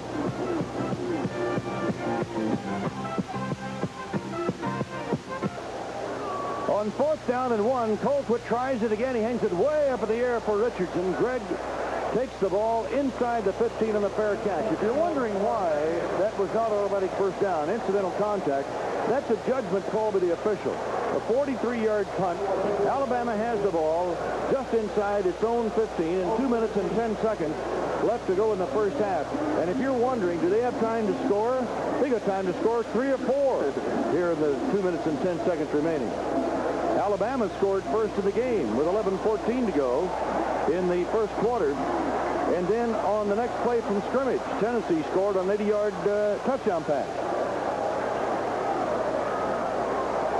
Walter Lewis fires. Walter Lewis hit. Gothard, who's been his favorite receiver this afternoon, out of bounds on the 34-yard line, chased out by Tommy Sims, the left cornerback. That's a first down for Alabama, and that didn't take up too much time. 2:03 to go in the first half. They had Joey Jones going deep on the right side of the field, double coverage, and this Gothard kid has really been open all day long. He showed a good presence of mind to run for the sideline. He sure did. The clock. That 19-yard pass play just breaks Scott Hunter's total offensive record for a career at Alabama by Walter Lewis. Now Lewis is going to add to it as he hits Joey Jones. Looks like he's running a 2-minute drill, Bobby. It sure does. They're throwing the ball outside or throwing the ball in a position where somebody has got a chance of running out of bounds with the ball and stopping the clock. Gain of 11 and a first down. He makes a real good catch here and using the tiptoes on the sideline to stay in bounds and make the reception. First down on the 45 of Alabama. Lewis double fake of the handoff. Throws on the run, and again he's got Preston Gothard, and Gothard is knocked out of bounds at about the 33-yard line of Tennessee by Terry Brown, number 14, the right quarterback out of Macon, Georgia. That was just the reverse of the play we saw earlier. You had Joey Jones again cleaning out the area, and Gothard coming underneath. What a great throw that is, going against the grain, running to his left and throwing. What a great pass. 22 yards and a first down on the 33. Lewis is putting a lot of pressure on the defense and sprinting out in the run-pass option type. Now we're down to 1:33 seconds to go in the first half. Lewis going for it all this time to Joey Jones, out of bounds. Terry Brown, the freshman out of Macon, Georgia, number 14, head to coverage for the Volunteers. Now the clock stopped, 1:26 to go in the first half. He was well covered, but I tell you that play will pay off dividends later because they know they got to respect Joey Jones deep, and they've been giving him the short pass, and I think they'll come back to that real soon. Up over the ball is Wes Neighbors. The guards are Adcock and Sissom. Wideouts to each side, running back split. Lewis inside handoff. Goes to the run to Ricky Moore. And Moore responds by taking the ball to the 24-yard line, possibly the 23, a gain of 9. Tennessee expecting pass here, puts on the big rush, and they run a draw play. Nobody is left in the middle, and he makes a fine run. I think that's real good strategic football there. They have plenty of time to go down the field and score, and Tennessee's defense definitely was not looking for a running play there. Third down 1 after a gain of 9. Lewis will get it. They just wedge him out. Neighbors, Adcock, and Sisson charging straight ahead. Lewis with his 209 pounds right behind him for the first down on a gain of 3. And we have 49 seconds to go in the first half. Alabama takes the timeout, and they will have 2 remaining. Bama leading 21-17. What a first half. Alabama is, I think, has great play selection at this time. They're dropping straight back, throwing the ball. They're play actioning and bootlegging, running Lewis outside, giving him the run pass option, and then drawing up the middle. You can't have much better play selection than that, and it's working for Alabama's offense right now really well. Well, you know, I think that's some accomplishment. Walter Lewis has just broken Scott Hunter's record. He did it on the wishbone offense, basically, except for the first 5 games of this season. Scott Hunter did it pretty much with a pro attack. He really threw the ball the majority of the time, and this guy's been under a wishbone quarterback. He's ran, he's thrown, and to have accomplished and broken that record from basically a run offense is just a real tribute to him, I believe. The voice of Johnny Musso and Bobby Scott, our analyst this afternoon. It'll be first down for Alabama on the 22-yard line of Tennessee. 49 seconds remaining in the first half. Alabama, by the way, is number 1 in total offense per game in the Southeastern Conference, 464.4 yards per game. Tennessee, the best defense in the Southeastern Conference, at 237.4 yards per game allowed. The Alabama defense went south against Penn State, though. Lewis sacked back on the 30-yard line. Joe Cofer, number 42, the strong safety from Knoxville Rural High School. I think you'll see on this play that the receivers in the secondary were just covered. They did a great job of covering them. Really, Lewis has plenty of time to get the ball away here, but he has no place to throw it, and consequently has to take the sack. Cofer had lined up, and you see him coming right now. There are a lot of battles fought out there each play, and this one I think Tennessee just won. You know, that was a great second effort by Cofer. He was blocked out of the play one time, got up and went ahead and made the tackle anyway. And Tennessee Now we'll get a little breather defensively as Alabama calls a second timeout, and you're looking at 35 seconds to go in the first half with the Tide leading 21-17. At the end of the first quarter, the game was deadlocked at 14.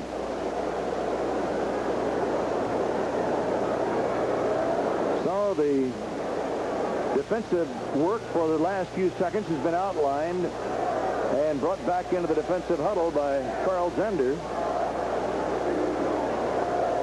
Walter Lewis has been to the sideline to talk to Ray Perkins and his staff.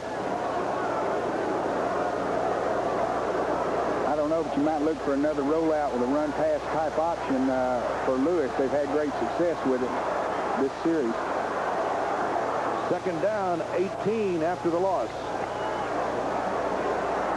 Lewis is trapped again, and the ball taken loose from Lewis, falls on him. Reggie White, number 92, is firing in there. They tried to shake that ball loose and did, but Lewis very calmly wrapped his arms around that football with 17 seconds to go. He lost 7. Alabama takes its last timeout. I think this sack can be attributed to good coverage in the defensive backfield, again, by the University of Tennessee. That really puts Alabama out of field goal range. This is a real important play for Alabama. I think they want to get a good 12, 15-yard pass down the field to set up a field goal try. Did I see Joe Cofer coming from the other side on that defensive effort? I think you did.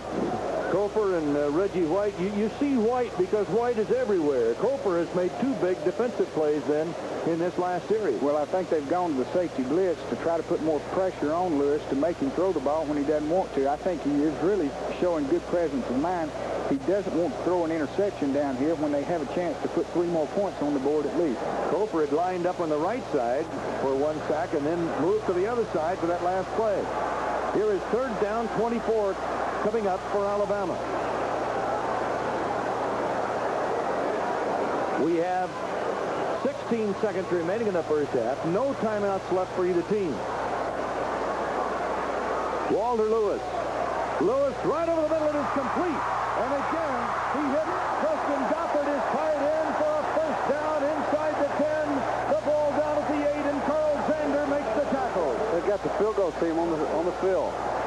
A 28-yard reception, 8 seconds to go.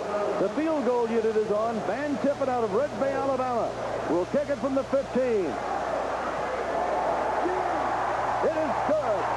Alabama on the board again by the field goal with a second left in the first half, and the Tide goes up 24-17. Preston Goffard has had some kind of first half of football today. He seems to be open.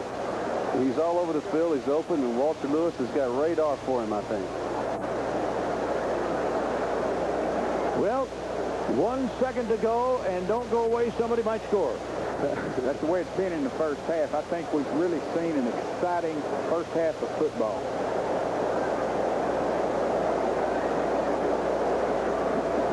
Here's what set it up.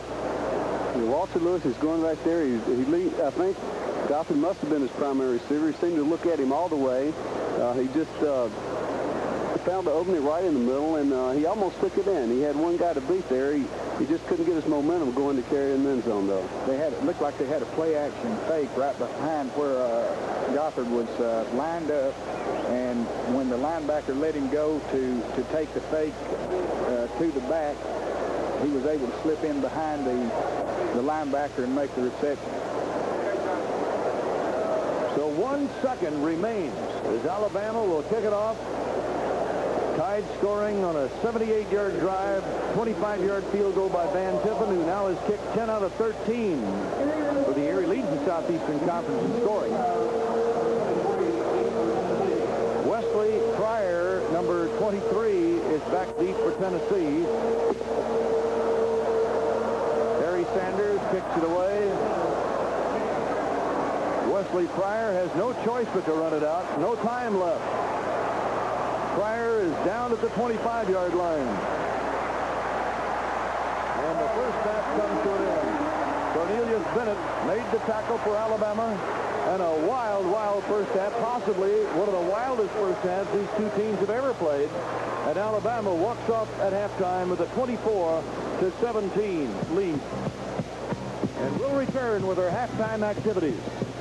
Coming up very shortly. Stay with us.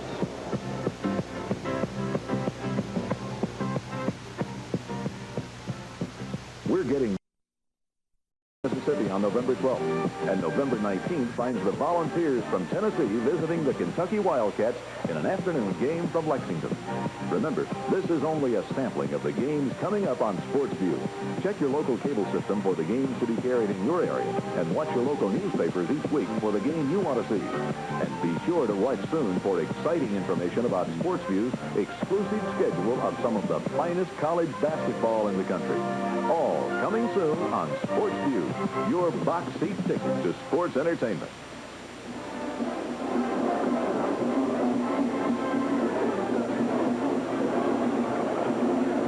We have a wild one, or as the guy said, how do you like them apples for football? Hey, Bob. Not too bad. Bobby Scott and Johnny Musso here to talk about this first half. Bobby, first of all, your observation. Well, I think it's probably as exciting a first half of football as I've seen. We've had long runs from the line of scrimmage. We've had long runs on kickoffs. We've had long runs on punts. We've had long pass completion. So it's just everything you could ask in a football game. Johnny, Alabama gave up so much offense last week to Penn State, and the Tide has turned around and done the same thing against Tennessee this afternoon. No, well, they have. I think they settled down a little bit in the second quarter. They made a couple of good defensive stands. The goal line stand was really an outstanding series of plays Alabama had. But you're right, they're giving up a lot of territory. Usually this is a defensive struggle, and it really hasn't been that today. Now, if you were sitting next to Ray Perkins at halftime here this afternoon in the dressing room, what would you be hearing? Well, I think he's going to be talking to the defensive linemen. I think he's going to tell them that they're going to have to play the middle a lot more tighter. I think what Tennessee did to them offensively was they established a run up the middle. They brought Alabama's linebackers in tight, and then they threw the ball over them where they couldn't get back into pass coverage. They ran the ball up the middle real well, and I think Alabama has to take that away from them in the second half. The first half explosion, in fact, the first few minutes of the ball game, the thing that must have really stunned the Tide was that 80-yard pass right out of the chute, that touchdown by Tennessee. They came out of the box very aggressive, very wide open. Alabama moved the ball down the field on a real nice drive. And then Tennessee, like you said, on one play got it all back. That really took a lot of wind out of the sails, I think. Now, Bobby Scott, here's Tennessee with the best defense in the Southeastern Conference. And Johnny Majors, I don't know what he's saying right now, but he might be looking at some charts and say, I want to double check to see if your statistics are right, defense. I'll tell you, Tennessee's defense is number one, but you have to remember they're playing against the number one offense in the conference also. Tennessee has to come back and play better defense. Lewis is doing what he wants to. He's running the ball when he wants to. He's sprinting out with a run-pass option type play. He's throwing the ball downfield to his tight end Gothard. Tennessee just has to stiffen up and play better defense. Well, now, how do you adjust at halftime to this situation? I think you just have to tell your players they've just got to reach down for something else. It's hard to change horses in the middle of the stream. They can't change what they do, and they just got to do what they're doing better. Okay, now let's go to our colleagues on the field. Bob Kesling and Mike Hugwood are standing by. Gentlemen.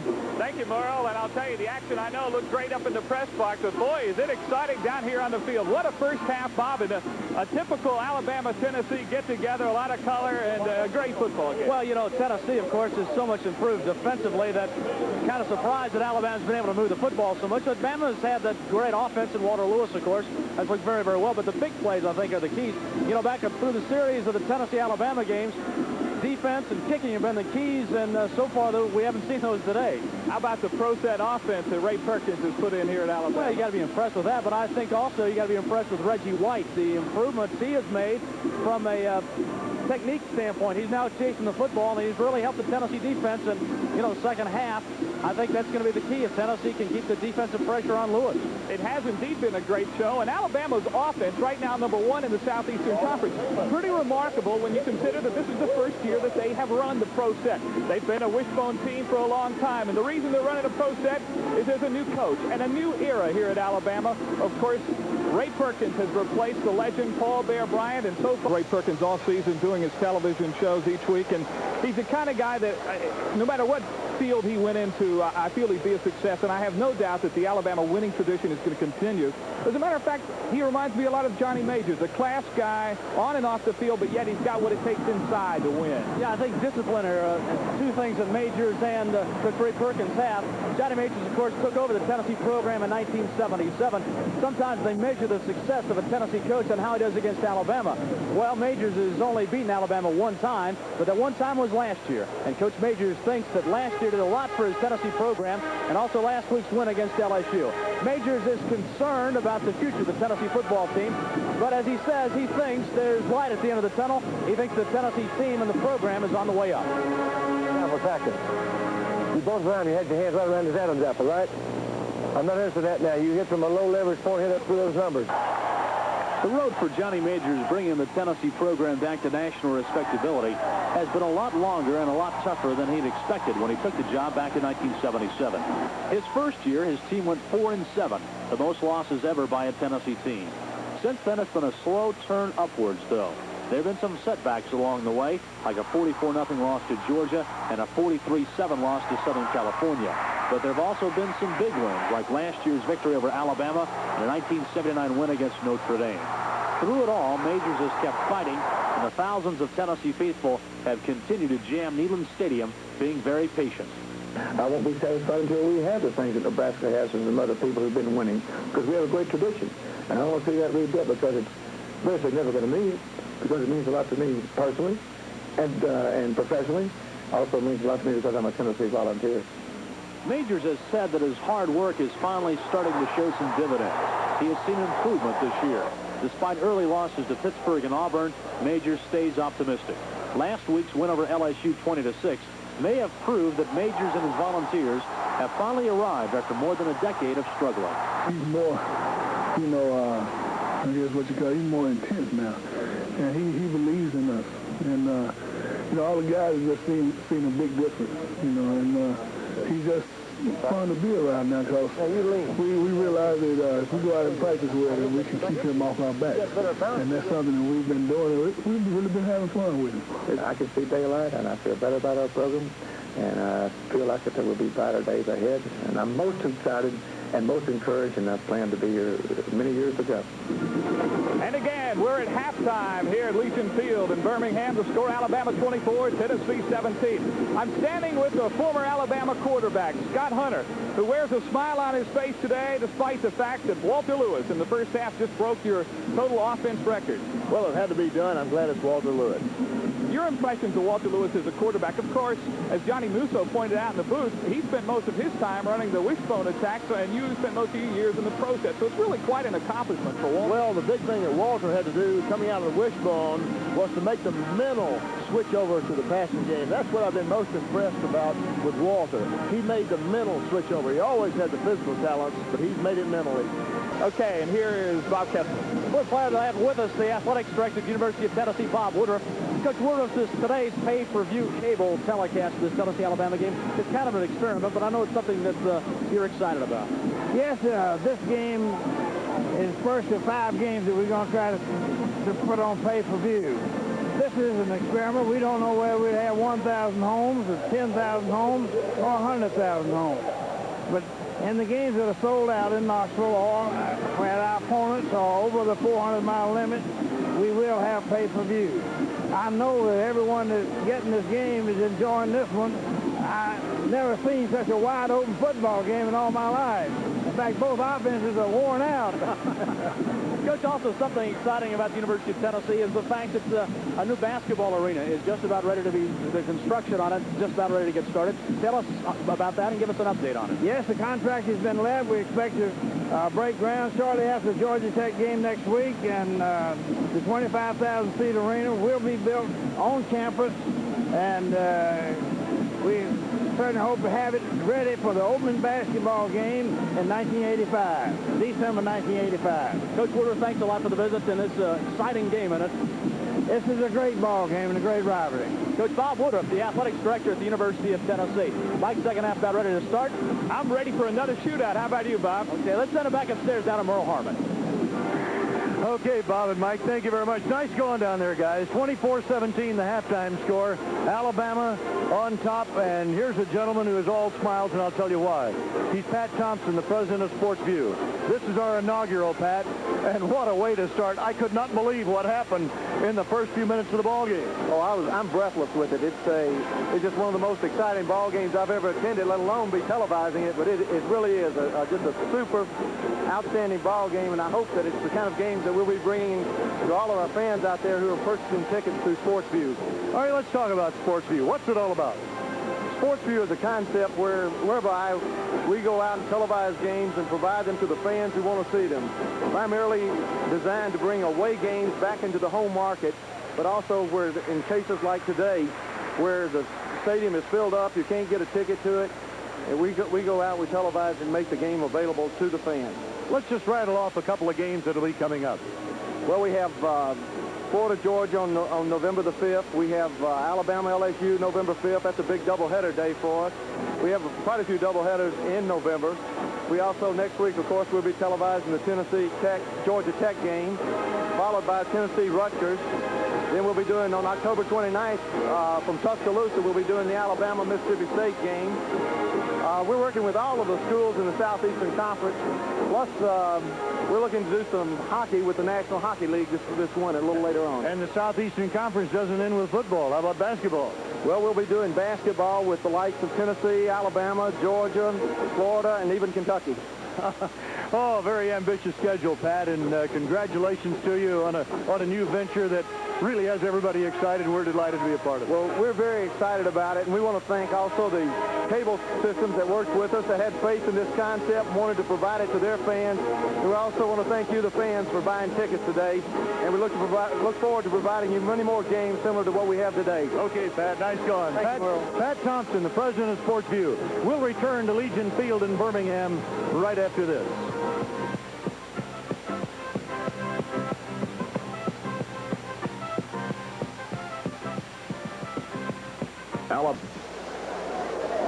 At Legion Field, Merle Hermit along with Bobby Scott and Johnny Musso. And, you know, sometimes statistics don't really tell the full story. But if you look, gentlemen, at those total yards in this ball game and told somebody that we were only at halftime, I don't think they'd believe you. That's true. It's been really an offensive contest in a game that we thought would be defensive. Tennessee has come out with a wide-open offense, as is Alabama, and it's just made for an exciting ball game. I think the one thing that stands out on these statistics is just how even they really are. I think probably the only difference in the game so far is Alabama's one effort on the goal line that held Tennessee on a 4th-and-1 situation, and that's basically the difference in the two teams at halftime. You know, in a game as wild as this one, there's one statistic down there as you look at turnovers that's absolutely amazing.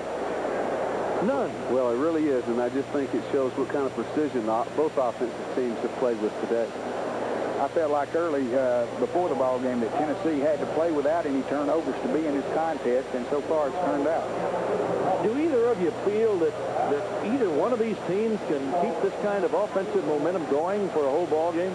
I'll tell you, if they do, it's going to make for an exciting second half, too. It's awfully hard to keep that intensity going for 60 minutes in a ball game. I think that the team that lets down first will be the team that probably loses this ball game. Yeah, and the coaches have a lot of adjusting to do. They get a chance to sit down and think this out a little bit. And so I think you'll see some defensive adjustments. But basically, I think it's going to continue to be a wide-open game. It doesn't look like either team is pulling in their horns. With the halftime score, Alabama 24 and Tennessee 17. We'll be right back with the third quarter after this word from your local cable system. We're getting left. 75,000 plus at Legion Field in Birmingham, Alabama. Merle Hermit along with Johnny Musso and Bobby Scott, and Alabama leading by a score of 24-17.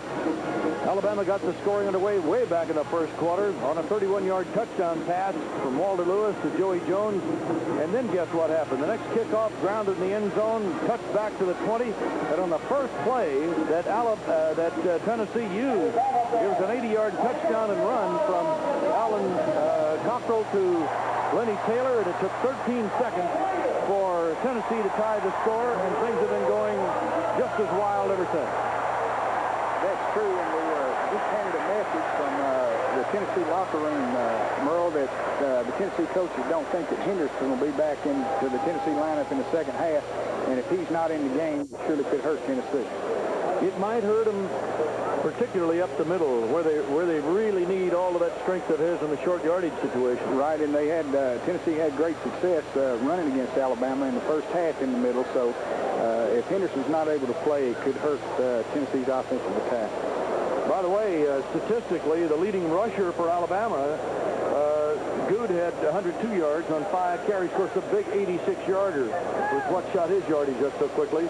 Morris, the leading ball carrier for Tennessee, 59 yards. Cockrell, 7 out of 11, 146 and 1 touchdown. Lewis for Alabama, 13 out of 19, 199 yards and 1 touchdown. Leading pass receiver today has been Lenny Taylor for Tennessee with 109 yards on 2 receptions, and he got 80 on 1 of those. That's what makes all these statistics so wacky. So we're getting ready for the third quarter, hoping that you're enjoying what you have seen in the first half. We'll look forward to seeing you again next week on your systems with more Southeastern Conference football. Paul Fields you're looking at now. Paul is the number 3 quarterback out of Gardendale, Alabama. Mike Shula, Don Shula's son, has moved up to the number 2 spot for the Crimson Tide. But when you have a Walter Lewis around, there's really not too much time for anybody else to play. I'm telling you, I'm real impressed with Walter Lewis, the performance he's had. I know they must have drilled him all week. We can't have turnovers. We can't have turnovers. He had 3 interceptions and 3 fumbles last week. And he's been back there, I'm telling you, he's been cool and calm. He hasn't thrown the ball in the crowd. When nothing's there, he's scrambled and really put a lot of pressure on the Tennessee defense. You know, it's one of the things that's amazed me about him, Bobby, which I know you would appreciate as a quarterback, has been the calm, cool collectedness of him. Randall Morris, no run back on this one as Terry Sanders just kicks it out of sight. So Tennessee will take the first crack at it in the third quarter, trailing in this game by a score of 24-17. The volunteer backfield, Alan Cockrell at quarterback. Cockrell, a junior from Joplin, Missouri, at 6'2", 218 pounds. Henderson out of action, as you have been informed. Randall Morris, number 12, from Long Beach, California. The fullback, Johnny Jones, the tailback from Munford, Tennessee. And that ball deflected.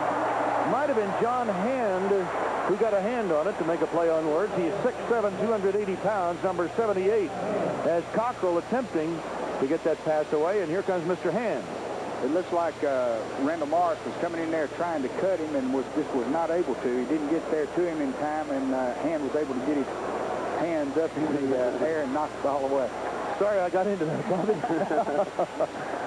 Second down and 10. Cockrell goes to the run. Jones gets nothing. And at the bottom is Randy Edwards, 96. He will give him a yard, although he didn't get quite to the 21-yard line. Randy Edwards, the senior from Marietta, Georgia, stops the play.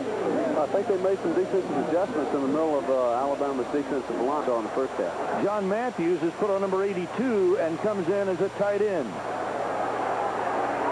Cockrell in trouble is sacked. Back of the 16 by Emmanuel King, and that's number 9 for King this year, number 2 today. Emmanuel King's done that all year. He's really put pressure on the quarterback. That was Johnny Jones in there instead of Randall Morris. And the kick to Greg Richardson. Rolls by the 45, down to the 43, down to the 42 is Jimmy Colquitt, one of the nation's premier kickers. Gets a little bit of a roll on that one to help out and gets 41 yards on it. I'll tell you, Colquitt's got to be able to hit the ball better than that to keep Tennessee in the field position that they had in the first half. You see right here that it looks like the field position's changed. Alabama now has the good field position at zone 42. Wes Neighbors up over the ball. Adcock and Sisson the guards. Walker and Vickers the tackles. Walter Lewis looks to the sideline, throws it, completes it, just about at the line of scrimmage to Kerry Good, and he was covered like a blanket by Tommy Sims, number 16, for no gain. Good pressure in there again by Reggie White. He made Lewis throw the ball before he really wanted to, and to a man that was just about covered. Could have been an interception. Joey Jones comes out of the huddle, splits wide to the right side. Jesse Bendross splits wide to the left for the Tide. Second down, 10. Movement in the backfield, and the handoff is going to Ricky Moore. And Moore gets up near the midfield stripe before he is brought down, but I see no flag. Nobody saw that one. That surprises me. The right halfback did move. Up to the right side, Joey Jones. Here comes the blitz. And the handoff goes to Kerry Good, and Good gets the first down, I think, down to about the 47-yard line. Now the receivers are split wide. Bendross in the slot left. Walter Lewis, straight drop, throwing to the far side. Complete one inside the 40-yard line. Once again, Tennessee's corners just look like they're giving too much cushion. They're completing everything in front of them and just methodically moving the ball down the field. Penn State, 8 receptions, 145 yards, and a pair of touchdowns. Here comes Lewis on the pitch to Good. Check that, on the pitch to Moore. And Moore is brought down by Tolles. That's the 35. So not much on that. Gain of a yard, that's all. Kerry Good is out. Joe Carter is in now for Alabama. Number 46, you see Joe Carter from Starkville, Mississippi. Ricky Moore from Huntsville, Lee High School. Oh, you look at that offensive line. Walker, Adcock, Neighbors, and System, all from Huntsville. Different high schools. Lewis on the drop on 2nd and 9. Now looking for help. And finally fires away, looking for Preston Gothard. I think Walter really showed a lot of presence in mind with what he did with the football that play. He goes back, he's rushed a little bit. He just can't find anywhere to go. He didn't force the ball in there. He just sets up and he threw it out of bounds. They really drilled him on, I think, this whole week on not turning the ball over and the real importance of not throwing interceptions. In a situation like that, that's the best throw he can make. 24-17 Alabama, third quarter. Bama, third down, 9. Lewis swings one incomplete, just simply overthrew Joe Carter. Well, that takes a little courage, too, to throw that ball out there in the flat. That's true. It looked like he got just a little impatient then. He wasn't really pressured, and he went to his safety valve a little bit too quickly, I think. Talking about courage, how about Joe Carter? He's got to put his arms over his head and try to go after that one, knowing a linebacker's zeroing in on him. Van Tippen coming on.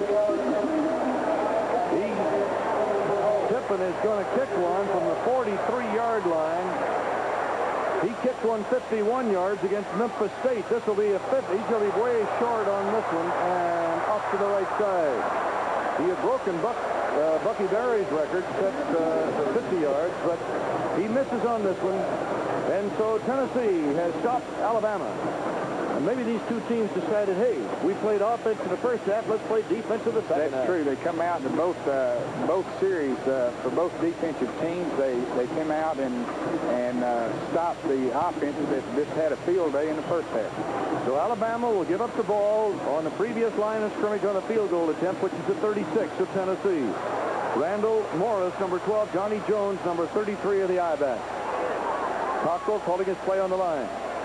Oh, nobody out there. Somebody made a mistake. Flag goes down on the play. Scramble for the ball. And Alabama has it, but there was a flag at the 37. That's the first big break of the ball game, Merle, and it's flag on the play, too. The flag was thrown almost immediately. I don't know whether that was a miscue by Colquitt or by the tailback. Somebody did go the wrong direction. Freddie Robinson finally wound up with possession on the 15-yard line. The penalty was against Tennessee.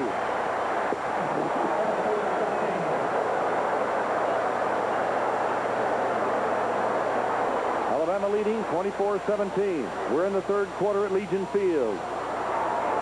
Turns Ricky Moore loose, and Moore, really gets blasted on a gang tackle at about the 16. Carl Zender, 45. And that Tennessee defensive unit showing that it can give you a little bump and bruise. Yes, in a situation like that, that's what the defense has to do. You get a big turnover, and the defense has to go on the field and shut them. Free safety coming up, number 29. Second down, 10 for Alabama.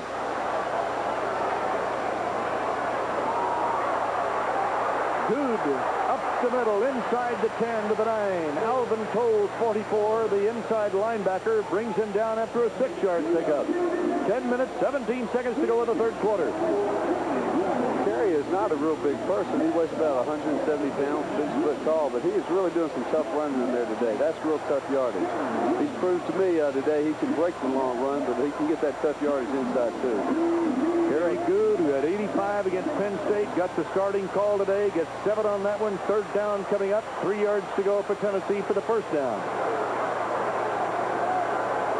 Tennessee showing the blitz. Here it comes. Safety blitz on, and the ball thrown out of the end zone.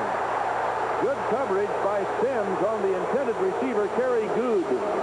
Tennessee thought that was expecting the pass. They came with an all-out blitz. He had man coverage out there on the receiver, but was not able to hit him. The ball wasn't even catchable. It was thrown out of bounds. The Alabama fan reaction thought there could have been interference on the play, but actually it had taken place when both the receiver and the defender were out of the end zone.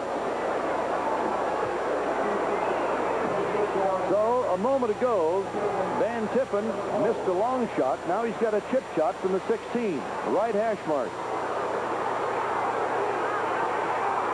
Lots of distance, line drive, 26 yards right through the upright. Tennessee's lucky to get out of that with just 3 points. I think the defense came in and played well that time in a really hard situation. So Bama takes a 10-point lead over Tennessee, 27-17. There's Van Tippen now. I've heard Ray Perkins say that he thinks by the time that this young man leaves, he's going to be the finest kicker in the nation. He was a walk-on at Alabama. He had offers of scholarships to several other schools. Will be on the receiving end of the kickoff. 26-yard field goal. 4 plays on that little drive. Terry Sanders to kick it off for Alabama. And Randall Morris has retreated to the end zone for Tennessee. 9:39 to go in the third quarter. Alabama on top, 27-17 after leading at halftime, 24-17. Van Tippen had kicked the field goal with a second left in the half, the 25-yarder. Now comes back with a 26-yard effort.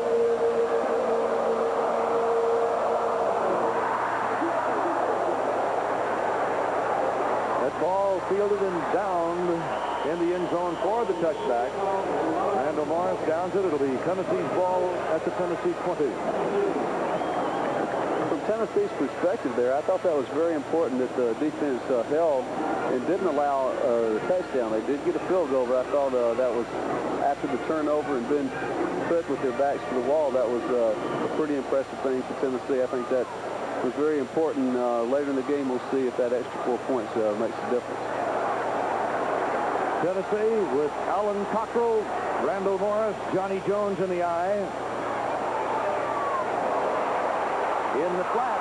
And on his way is Clyde Duncan. He's going to outrun everybody. You talk about big plays. Look at this one. Just another one of many that's been in this game. Alan Cockrell faked the pitch sweep to the right side and hit Duncan on a quick screen. He had 3 linemen out in front of him, broke him loose, and he's got the kind of speed that if he gets a step on you, you're really in trouble. You're not going to catch him. 80 yards, 1 play, 13 seconds, and that's exactly how long it took Cockrell to throw an 80-yard touchdown pass to Lenny Taylor right after Alabama had scored the first touchdown of the game. We've got the same thing all over again, and the extra point try is good. I tell you, we've got us a good ball game on our hands, Merle. What? The defense, they came out, played pretty well for a couple of series, and Sure did. offensive, wait a minute, you're not going to show us up. 27-24 Alabama. I think we've got another angle on that replay here. Tennessee fakes the pitch to the right side and then hits him on a quick screen. He's got two linemen out in front of him. One of them gets a block. He runs by the other one. He's got another block downfield there, and once out Duncan gets a step on you, you're not going to catch him. He's got great speed. I believe the coaches say that's how you draw it up on the blackboard. Without a doubt. Alan Cockrell's latest or longest touchdown pass this year had been 53 yards. He has two 80-yarders today.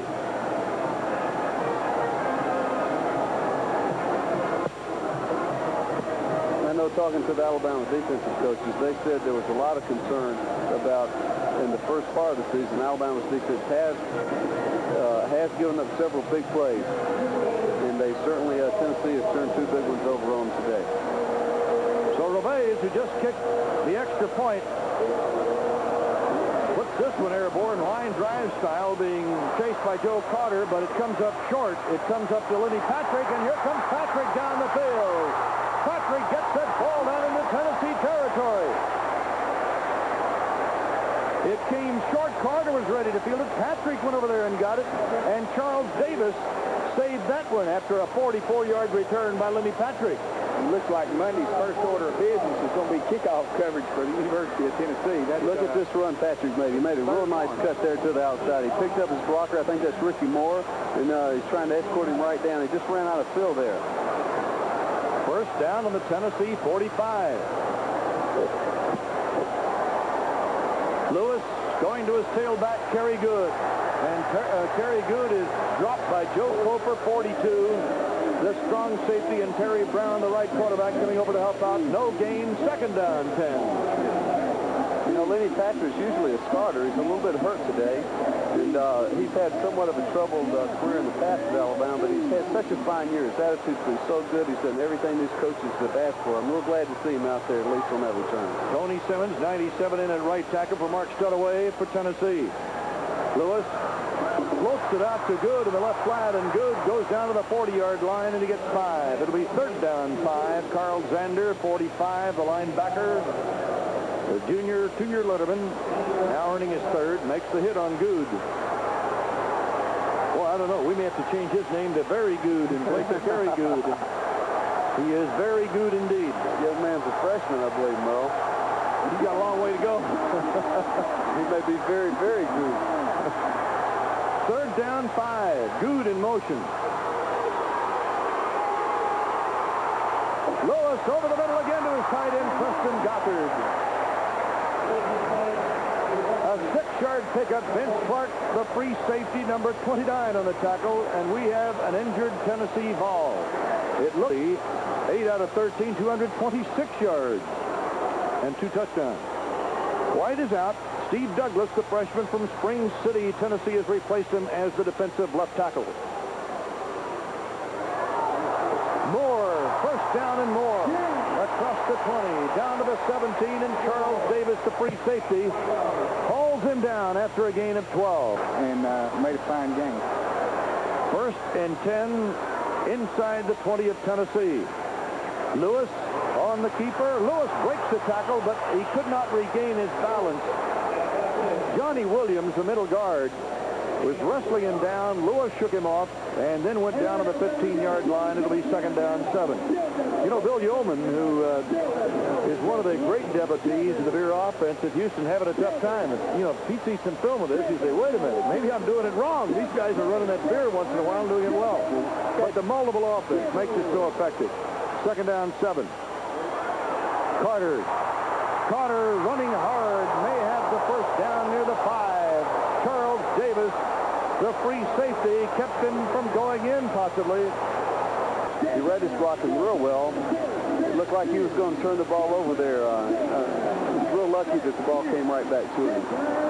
First down and goal as he got the first down. Lewis to Moore. And the ball defense. Oh, what a run.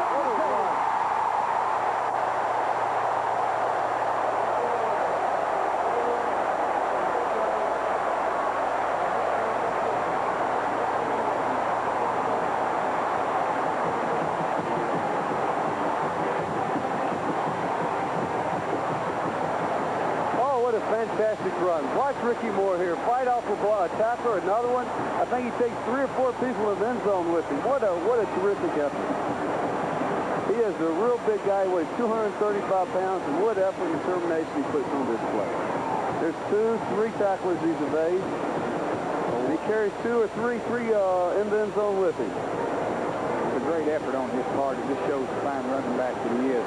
Tennessee had plenty of chances to stop him here. I think he broke 4 tackles and then carried 2 Tennessee defenders in the end zone with him. Just a great run.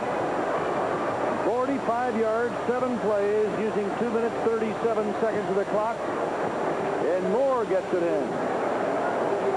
I don't think the scoring's over yet, Merle. I think Reggie White was shaken up again. Yeah, he's taken a pretty good hammering in the last few minutes. You know, it might be one of those games where the last team that scores might win it. That's right. Van Tippen, who leads the Southeastern Conference in scoring. Malcolm Simmons in to hold for him.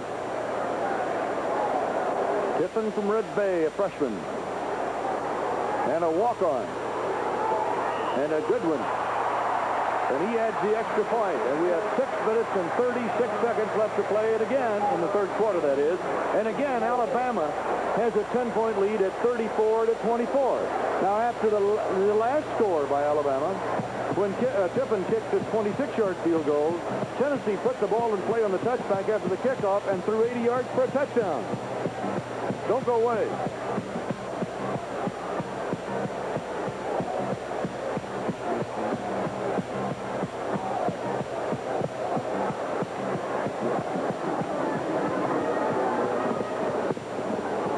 Wow. 34-24 Alabama. 6:36 to go. Third quarter. Halftime, 24-17 Alabama. Well, we could go back to last year's game, and there was so much scoring in that one. But I cannot imagine a game that would have more spectacular plays, more big plays than this one. Tennessee's offense really is big plays have been absent from their games prior to this one. I think that they're going to have a few more, though, if they're going to be able to pull this ball game out. Barry Sanders kicks it away to Randall Morris, and no return on this one. I wouldn't think Tennessee would want to run one out since they immediately score from the 20-yard line. Let's see what the Volunteers can do on this possession. You might note that Tennessee hasn't been able to return but one kickoff. So the Bama scoring drive, a short one, and it netted 6. Bennett now playing the weak side linebacker spot for Alabama. Cockrell swings it out to Morris coming out of the backfield. He's up across the 30 for a first down after a 12-yard pickup at the 32. Dan Gay, who is a sophomore from Tuskegee, makes the tackle. He did everything he could. Gay had a man going deep there. He had to cover, and he came off the man as soon as the ball was in there and made the tackle as soon as he could.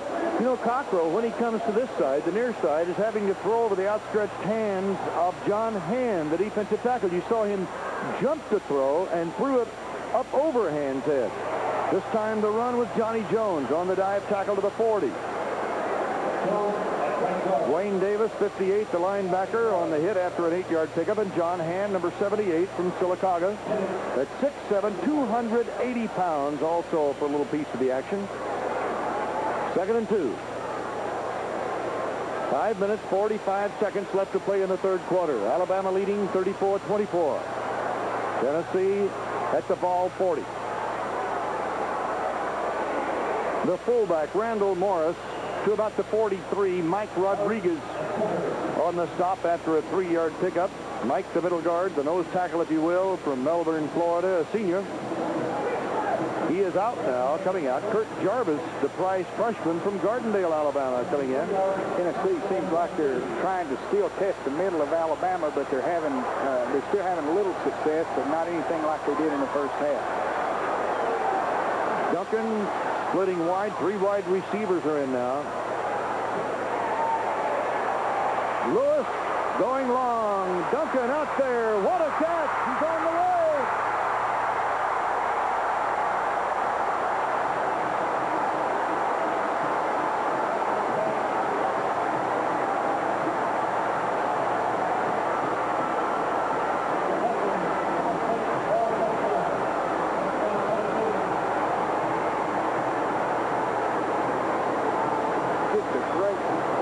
Great effort on Clyde Duncan's part. It's a rollout by Cockrell. Duncan is really out of his range. He throws the ball as far as he can. Duncan stops, comes back, makes nearly a one-handed catch as the defender falls down. And a 57-yard touchdown pass play followed by the extra point. And it's Alabama 34, Tennessee 31.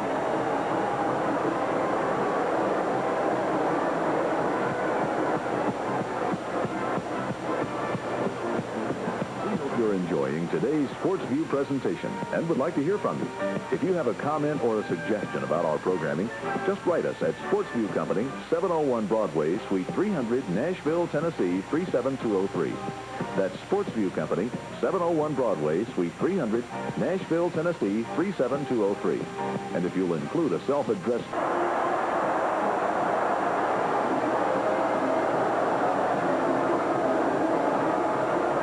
57-yard touchdown pass. And watch Duncan take the ball away. Freddie Robinson really has Duncan covered here. He just goes up with interception and loses his footing. There'll be no return on this one by Alabama. Wait until they send this score around the country. Third quarter, Alabama 34, Tennessee 31. You know who's going to believe it? Nobody. Well, this reminds me of a game where Scott Hunter and Archie Manning, they played here at Legionsville 12 years ago, and it was the same type game. It literally came down to the last team that had the ball that won it. And this reminds me a great deal of the same game with Alan Cockrell and Walter Lewis doing pretty much the same type things. Patrick and Gilder are the running backs now for Alabama. Walter Lewis not taking any time to go to the run. He goes to Chandler, his tight end. Can't handle the ball. Alvin Toles, the linebacker, had the coverage on the play. Ball thrown a little bit behind Thornton Chandler. It was much like a pass that he threw in the first half to Gothard. It was thrown on his back shoulder. Gothard made the catch. Chandler didn't. Second down, 10 on the Alabama 20-yard line. Got Lenny Patrick in the game too now, I think. Lewis going to the run. And it is Patrick who slips outside his own left tackle for about 3, but he also slips into the grass of Mark Gutaway, number 98, the senior from Memphis. So it's a gain of only 3, and it will be third down 7. A very big defensive play coming up for Tennessee here. 75,000 plus. Patrick in motion. The chase is on. Walter Lewis getting nailed back inside the 10. Ricky Holt, number 83 from Tipton, Georgia, the junior. Watch him. And Jones, Dale Jones, 54, the linebacker. Watch him. That's 10-yard loss. So they finally pinned Walter Lewis in. He was going to try to give ground and get around to the right of the defensive end. He just wasn't able to do it, and when he cut, he just had no room back in the middle. It will be fourth down 21, and Reggie White is the man on the field. The third time that White has gone down, but he will be back. You can believe it. He tells the crowd, hey, I'm okay. We did it. Fourth down to 21. So indeed, Tennessee did come up with a big defensive play. Walter Lewis just could not get out of the trap. So the punting unit is on for Alabama. Malcolm Simmons, who has averaged 42.6 in his longest of the year, 71 against Ole Miss. will be kicking it away from just probably a foot or a yard or so outside. Well, the deep drop that he's taking now, he'd be kicking from his end zone. Tennessee with 9 men up. Here they come. Good blocking, though, and Malcolm Simmons gets it out. It is fielded on a fair catch in the 43-yard line of Alabama, and that 35-yard boot gives Tennessee great field position in Alabama territory. Once again, the field position changes played a big part in this ball game. It seems like when one of the offensive teams has had good field position, they've been successful in the drive. Randall Morris, number 12, will be in at fullback. Johnny Jones, the tailback for Tennessee. Something went wrong there. Cockles has come back here. I'm not through. Boy, this crowd they're really pumped up.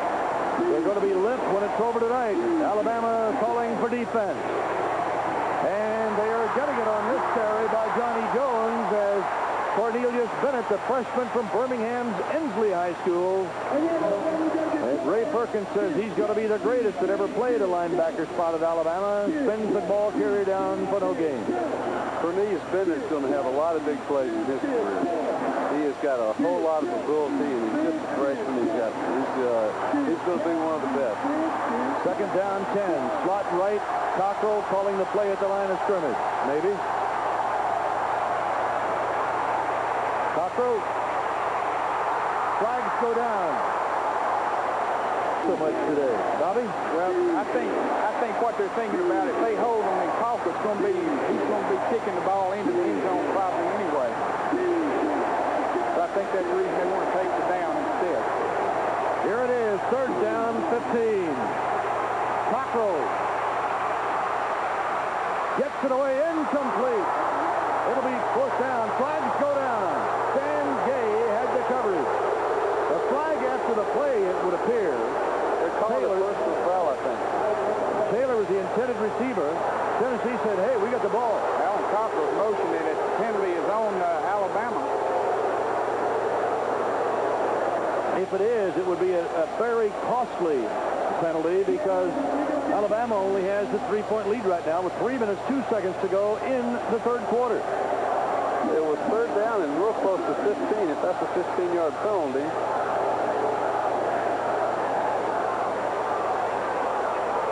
It is a personal foul, the indication from the official. And you see the play's over, it would appear, and then comes the penalty after the play. Right. A dead ball foul. It's going to be very, very close to the first down marker. They may have to measure it when they get through walking it off. It moves the ball to the 33-yard line of Alabama. I think Coach Majors is going to be faced with another decision right here, whether he wants to try to go for it or punt it away and give Alabama that ball. Personal foul. Fourth down. Dead ball, personal foul, 15 yards. And Tennessee is bringing in John Cook. John Matthews, double tight end. So they're setting up the power play. Fourth down, about the length of the football. Glenn Strino up over the ball. Will they try to go up the middle again? Kenneth Cooper, number 30, is in, along with Jim Miller. Bennett stops the play. Let's see where it's marked. It looks like they're marking it behind the line of scrimmage.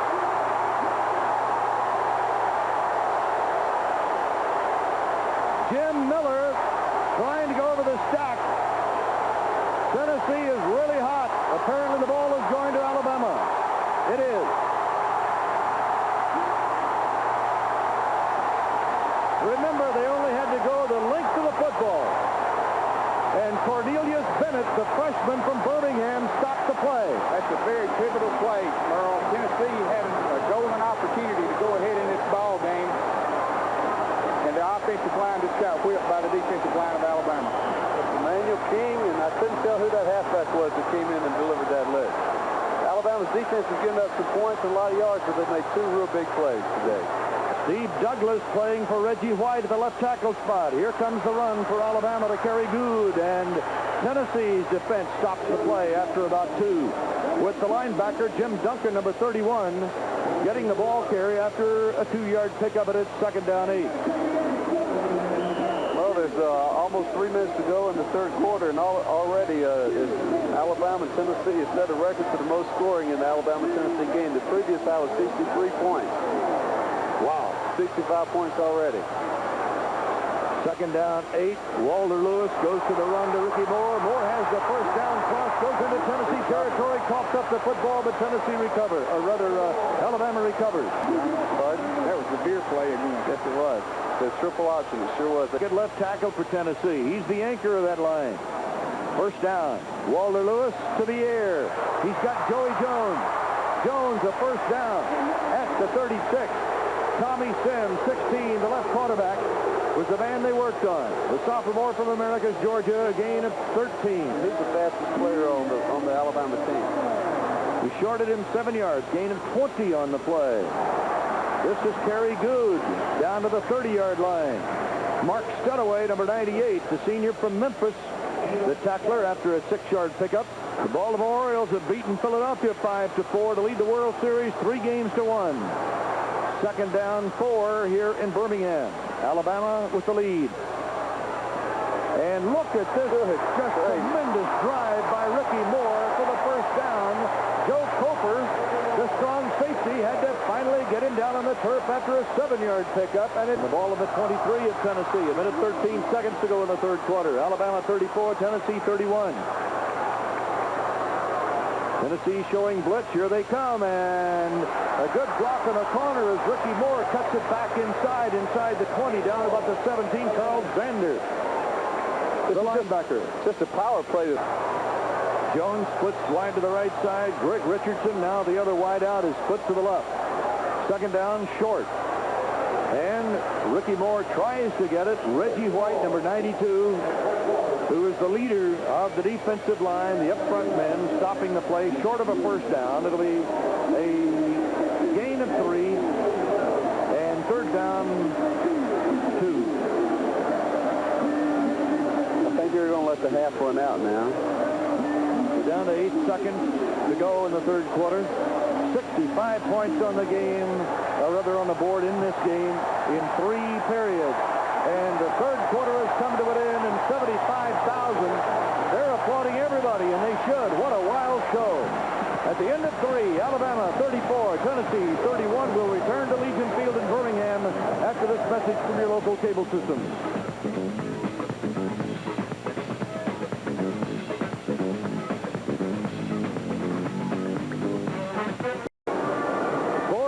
Coming up at Legion Field in Birmingham, Alabama. I'm Merle Herman along with Bobby Scott and Johnny Musso. Yes, that is the score. That is correct. 3 quarters.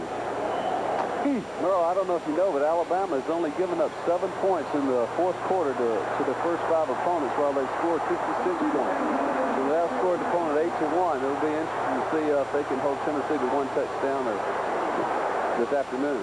On 3rd and 2, that is Joe Carter getting knocked off his feet for a loss.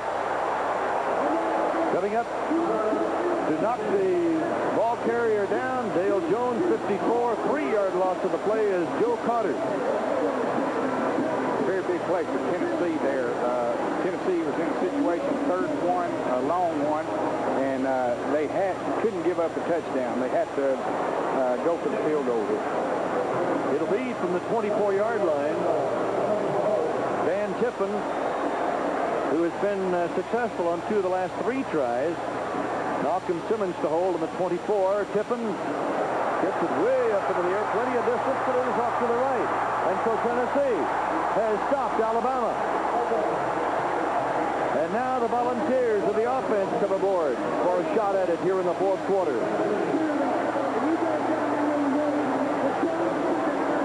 Alan Cockrell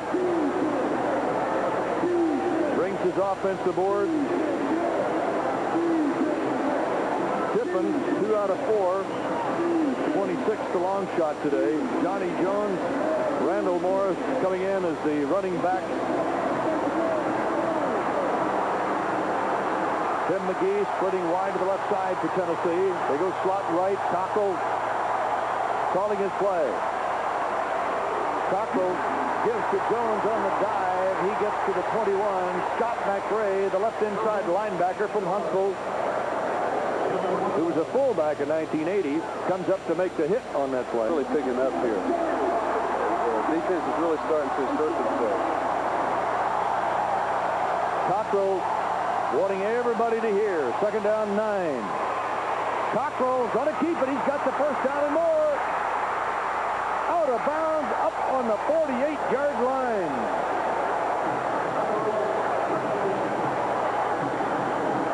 Sammy Hood, number 43, got it out after a 27-yard pickup. That's the same play in the first half where Allen audibled at the line of scrimmage, got into the option play. This time they take the pitch man and leave it wide open for Allen to turn up the field and make a fine run.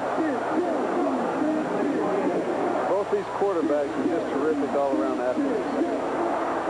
I tell you what, and they both played spectacular games today. I see that. Duncan McGee and Taylor are in as the wideouts now for Tennessee. No place to go for Tim McGee. A loss on the play. About 3. Sammy Hood, 43. And Cornelius Bennett, the freshman, playing the weak side linebacker spot. That makes the tackle. That play got about 83 yards less than it did last time they ran it. Indeed it did. That's not the all-out screen, though, is it? No, it's we call it a quick screen. The quarterback fakes one way, throws it out real quick to the wide receiver and gets a quick lineman out in front of him. Second down, 13.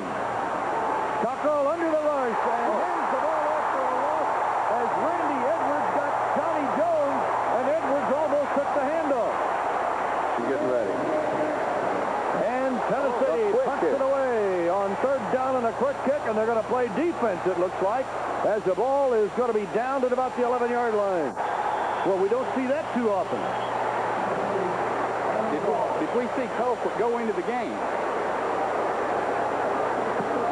They slipped Tennessee's punter Colquitt into the ball game, and nobody up here knows it either. No. Really a heads-up play by Tennessee's offensive unit. I think it's a great call. A gain of 50, or rather a punt of 56 yards. Alabama with a ball. This crowd going bananas. Alabama with a 3-point lead. Good and Moore, the running backs. And it goes to Ricky Moore. Moore diving out to about the 15.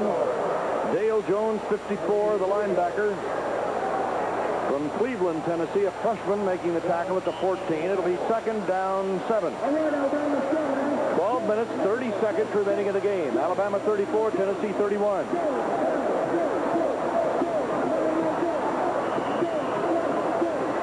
And Alabama is taking a timeout with 12:19 to go in the game. And a second and 7 coming up. Whoa, we all need a breather, don't we? I think so. They do. I'll tell you, it's been one of the most exciting Tennessee-Alabama ball games that I've had the pleasure of witnessing. I tell you, you can almost feel the respect these two universities have for each other. This rivalry has really been built on really a competitive spirit backed by respect. It's not out of any animosity. It's just a real good thing to see how these two universities square off and play hard against each other, and the rivalry and the respect they have for both schools. I agree with you wholeheartedly. How about this for offense? Alabama, 459 yards. Tennessee, 438 yards.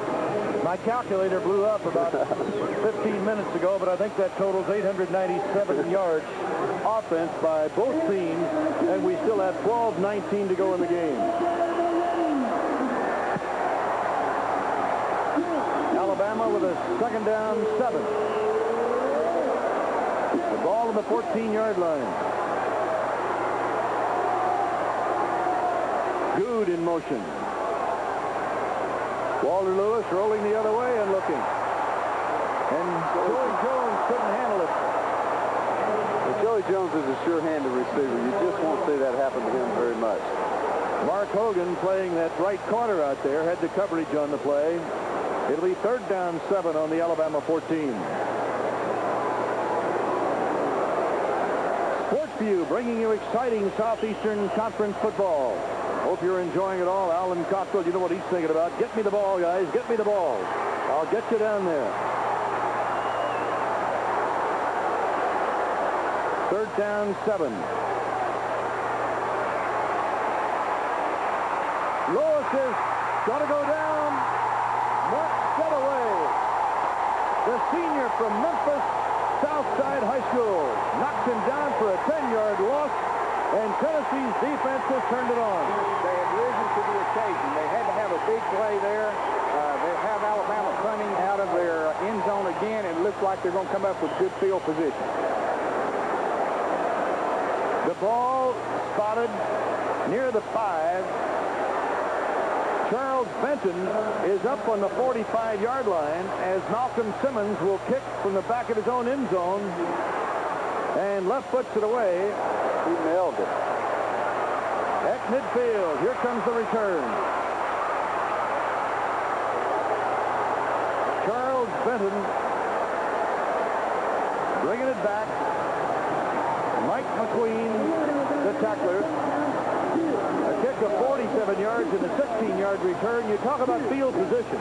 This is Tennessee's chance. This is a great opportunity for them, and they have to be able to take advantage of it in this situation. They got the ball 1st and 10 on the 34-yard line of Alabama.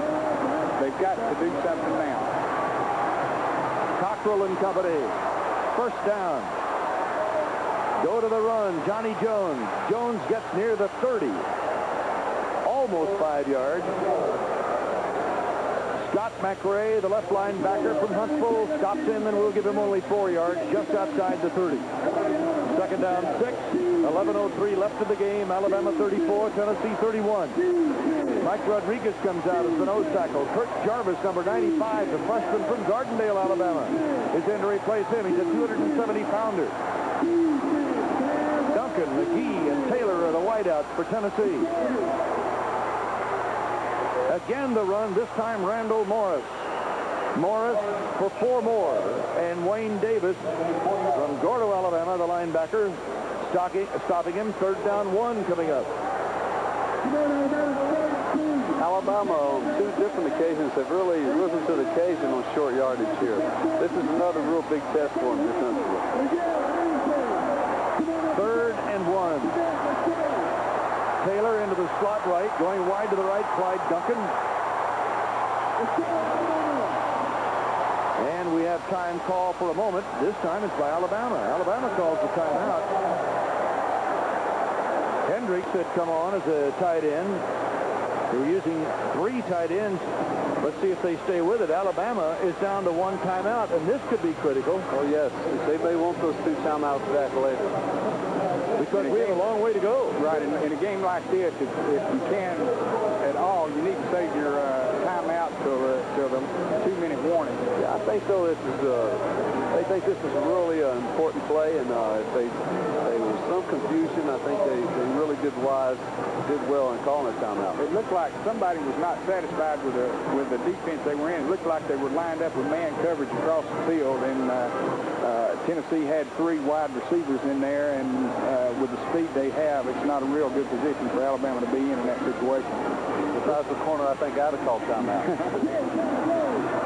Hendricks, who was in as a tight end, has come out. They go back to Tim McGee as a wideout. Duncan splitting to the right. Taylor in the slot right. Morris and Jones are the backs in the eye for Tennessee on 3rd down, about a yard. A little more than a yard, but less than 2. Alan Cockrell starts the play. The pitch. The first down. Johnny Jones out of bounds inside, right at the 15. Britton Cooper, number 20. The free safety over to force him out of bounds after an 11-yard pickup. That's the 4th time that Alan Cockrell's audible to that play in this ball game, and 3 out of 4 times it's gotten good yardage for Tennessee.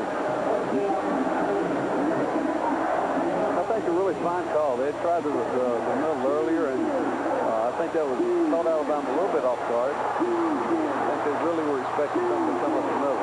Jim Miller and Randall Morris are now in the eye, and Morris is the tailback, and Randall spins off the tackle by Kurt Jarvis and gets about 3 and will stop there. Inside the 15 to the 12-yard line. And it'll be second down 7 for Tennessee. Alabama leading 34-31. 9 minutes, 47 seconds left to play in this game. And when somebody asks you tomorrow, how did the scoring go, I want all of you to be able to, all you viewers out there, to be able to rattle it off in order. All the scoring in sequence. Second down 7. Cockrell throwing, almost intercepted at the goal line. Ricky Thomas just about grabbed that one off. Lenny Taylor was in the end zone. Third down 7. Miller and Jones with a running back.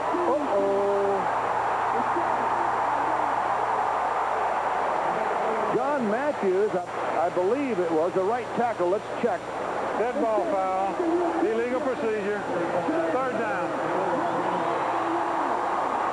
So the Volunteers, who had third down short, have third down and long with 12 yards to go. Duncan, McGee, and Taylor, the wideout.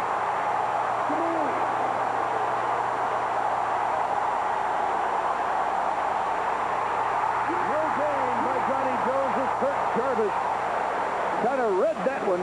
The ball, if he has a chance, is not unloaded out of bounds or something. I think that near interception may have led a little bit to that call. Jack Sells is going to hold for Fuad Revez. The kick from the 27 to tie the game if he makes it.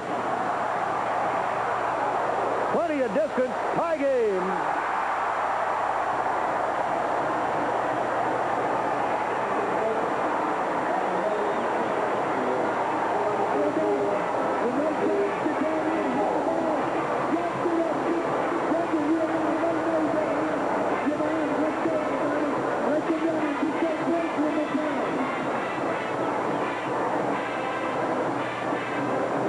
Well, we're all even. 8 minutes, 45 seconds to go. Tied at 34, a 37-yard field goal. 7 plays, 14 yards. 68 points. We got Fuad Revez here on isolation. I think he knows it went through. And where else should we be but tied 34-34 with 8 minutes and 45 seconds left to go in the ball game with the type of ball game that this has been. 75,000 plus. Everybody looking for tickets today. But you have yours on Sportsview. Joe Carter will go deep for Revez kickoff. Rod bangs it downfield, and there'll be no return on this one. Now Alabama will take a crack at it. I want to assure you one thing, folks. The statistics that we are giving you and all the yards and everything, we think is close. But it's going to take Price Waterhouse and a couple of other firms to figure this one out to get it accurate on the exact yardage by everybody. Our statisticians are really busting their heads trying to keep us going on this one. Moore and Goo to the running back for Alabama. First down on the 20. Lewis breaking a tackle, getting out for 12. Free safety Charles Davis from New Paltz, New York, makes the tackle. Joey Jones flips out to the left side, coming to the right side. Number 88, Jesse Bendros. Lewis now running out of the trouble and breaking a tackle, still on his feet, breaks it on the one. Look at Lewis run. Oh, what a beautiful athlete this Walter Lewis is. A 19-yard pickup. Tim Duncan finally got him down. It looked like Dale Jones had him, the linebacker. He spun off of that potential tackle.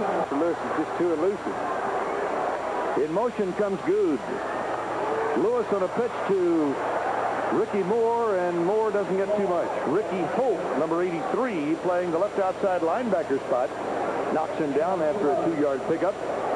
Ricky is from Tifton, Georgia. 7 minutes, 29 seconds left in the ball game. Alabama 34, Tennessee 34. Vince Clark is coming in now as a free safety.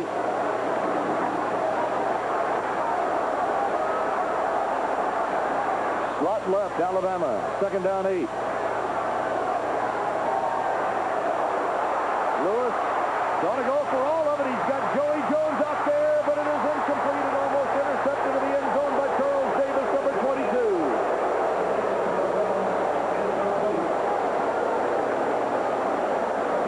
This is just a great defensive effort by Tennessee's defensive back, Davis, to get this pass knocked down out of the air and nearly intercepted. It looks like he broke about 30 yards on that ball.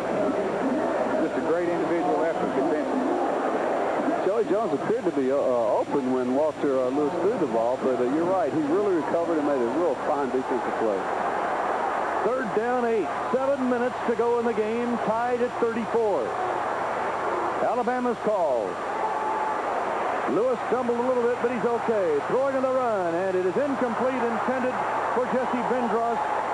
One of his wideouts, Terry Brown, the right cornerback, the freshman out of Macon, Georgia, had the coverage for Tennessee, and it is 4th down, Alabama. We had some big offensive plays in the game. Now we've had some big defensive plays. Turning into the defensive game now that we thought it would be. Terry Brown had some help deep, and he really shadowed Bindros all the way down the field.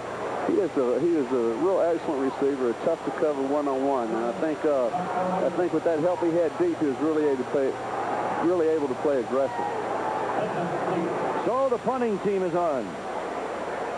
Malcolm Simmons puts it up for Charles Benton, who fair catches the ball at the 16-yard line, and that's where Tennessee will take over. A 31-yard kick. And the Volunteer offense comes aboard.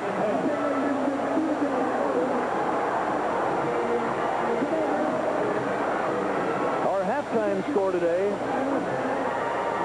Alabama 24, Tennessee 17. Our first quarter score tied at 14. The third quarter score, I did it kind of reverse, didn't I? Third quarter score, Alabama 34-31. Now we're tied. Miller and Jones are the running back.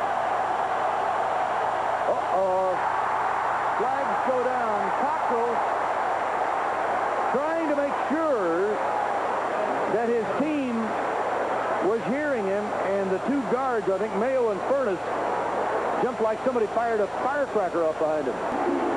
You know, last week I did the Texas-Oklahoma game. Oklahoma had 11 illegal procedure penalties. Most of them on plays like that. They complained bitterly that Texas was causing all of it by yelling out signals, and it is Miller to the 15. In other words, if their call was, like you said, Bobby, on the first sound, Texas was giving them that sound, right. And Barry Switzer was going bananas on the sideline. 2nd down, 11 as Mike Rodriguez stopped that last play for a 2nd and 11. Jim Miller is out. Kenneth Cooper is now in for Tennessee as a running back. He's the up man in the eye.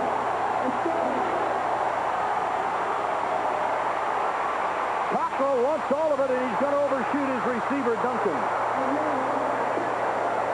But Stan Gay, who's the best defensive back in that secondary, had him covered, and covered well.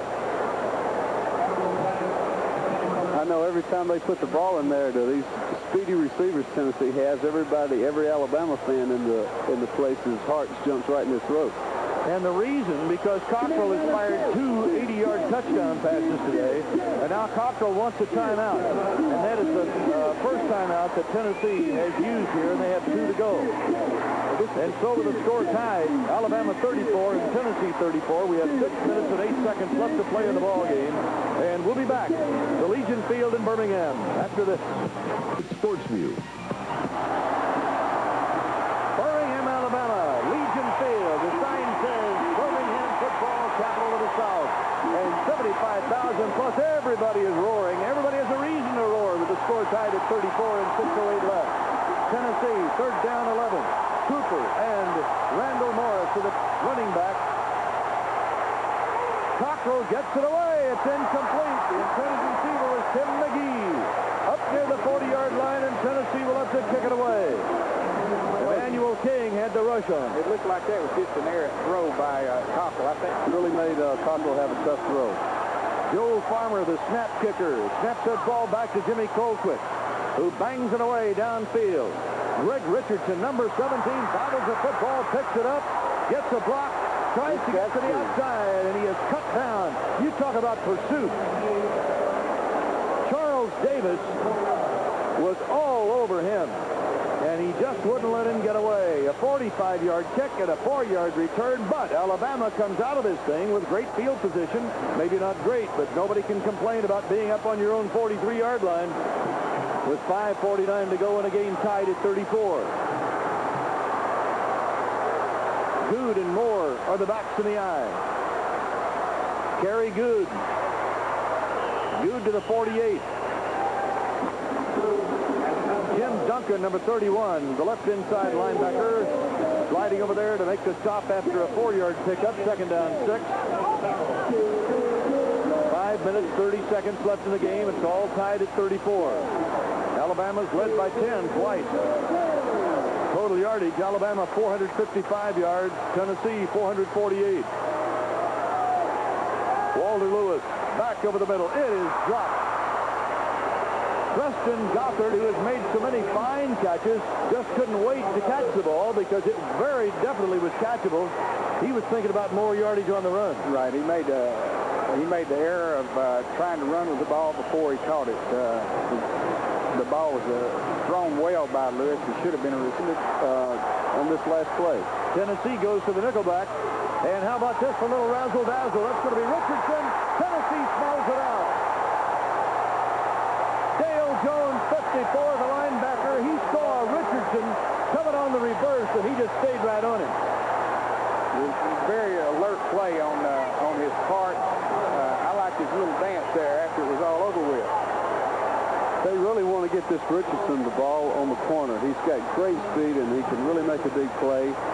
He almost got to the ball on that punt return, and they tried to get him on the corner again on that play, just couldn't do it. An 11-yard loss since Malcolm Simmons back in a punt formation on a 4th down 18, and Charles Benton is deep for Tennessee. He's got to return. And he brings it back to the 27. So Tennessee takes over. Mike White on the tackle, a 48-yard kick and an 11-yard return. There's the story. Tied at 34, 4:29 left to play. Lots of red and lots of orange in Birmingham this afternoon. Intensity level has really been picking up. Those teams have had opportunities here late in the fourth quarter, and neither has been able to get the offense to go. I guess it's about time for another one of the big plays from one of these fine offensive teams. Kenneth Cooper, Johnny Jones are in as the eye back. Screen to the left to Cooper. Alabama defenses it well. A 1-yard gain, and that's all. Very good play. That was a very good play on that was Ricky Thomas. On the 28-yard line. 3 minutes, 54 seconds left in the game. Morris and Jones are now the eye backs for Tennessee. Jones breaks the tackle. Jones across the 30, out to the 34. Where it'll be 3rd down at about almost 4. Wayne Davis, 58, the linebacker. And Ricky Thomas coming up to make the stop. 3rd down, about 3.5 if you really want to get technical about it. 3 minutes, 28 seconds remaining of the game. Score tied at 34. Alan Cockrell getting a play from the bench. Jones comes out. Cooper is in. Cooper bringing the play aboard. Clyde Duncan splits wide to the near side. And Lenny Taylor goes into the slot. Tim McGee is the 3rd wide receiver, and he is to the right. And Alabama shows the defense that Alan Cockrell doesn't like, and he calls the timeout. Now the timeouts are down to 1 each. 3 minutes, 11 seconds left. Alabama 34, Tennessee 34. Johnny Majors, the head coach at Tennessee. Boy, what a tradition at Tennessee of the family of Majors. And Johnny, you know how badly he wants this one. Ray Perkins in his first year as the head coach at Alabama, bringing his own style of offense. It certainly is a different offensive look. It's wild, at least it has been in this game. They did not ease into a wide-open offense. They went to it, and they went to it full throttle. And I think they believe in what they're doing offensively, and I think that's pretty obvious to see. They've made a full transition, and they did it pretty quickly and pretty smoothly. 899 yards, total yards, offense in this game today as Cockrell comes on after a little conversation on the sideline. Johnny Jones coming back aboard with him. It'll be 3rd down, 3.5 for the first down. 3 minutes, 11 seconds left in the ball game, tied at 34. Morris and Jones in the eye for Tennessee. They show blitz. The pitch is on. Jones is going to have the first down, and Moore rocks Moore, breaks into the floor. He's on the way. Tennessee leads. Unbelievable.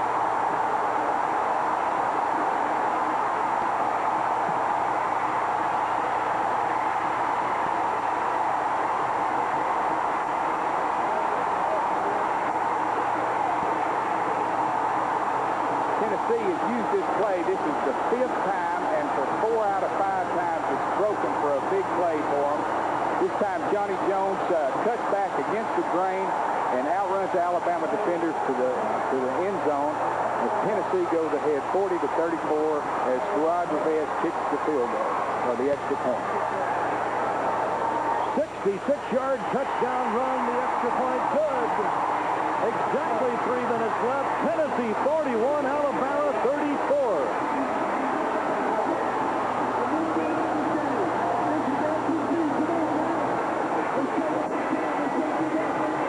Johnny Jones right here makes just a fantastic cut. This is something right here. This is something you can't teach a football player. I think you're born with it. You learn it in the backyard sometimes. And once he makes that cut, it's home free. He's got such good speed, I don't think anybody's going to catch him at that stage.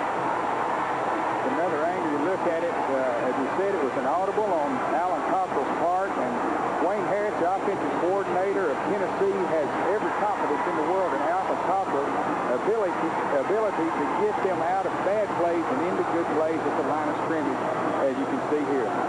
Johnny Jones' longest run from scrimmage, 41 yards. Prior to that one 66 yards. The junior from Munford, Tennessee, has put the Volunteers into the lead, but there's a lot of time left on that scoreboard. The way this ball game's been going, the test that we were talking about Tennessee's defense having is just about to start, I think.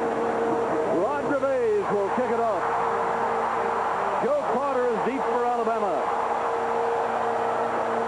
Whether you're an Alabama fan or a Tennessee fan, I'm sure you're as shocked as we are at what is going on in a wild, wild scoring ball game. It's going to be Carter on the return at about the 8-yard line. Oh, he almost, if he had gotten away from the one tackler, but he didn't, as Tim Welch cut him down around the knees. If he gets by Welch, he's got some more yards, maybe all the way. He was about a half a yard from having a real long game there. 20-yard return by Joe Carter. 2 minutes, 55 seconds left in the ball game. Tennessee leading 41-34. I think we have to mention here that we have to remember that Alabama just has one timeout left. Now Tennessee employing in the nickelback 5 defensive backs. Moore and Kerry Goo to the running back. Walter Lewis bumps into his blocker. Still looking, being pursued, and finally eating the football at the 11-yard line. And number 51, Reggie McKenzie, the left outside linebacker from Knoxville, from Austin East, made the big tackle. Walter has a lot of problems on this play. Nobody's open. He's rushed. He runs into his offensive lineman, and in the end, he just runs out of time.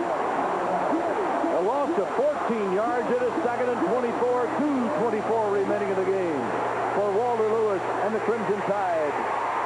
Lewis fires it away, and he completes this with a 19-yard line to Kerry Good. They don't get too much, but it's better than being tackled on your own 1-yard line.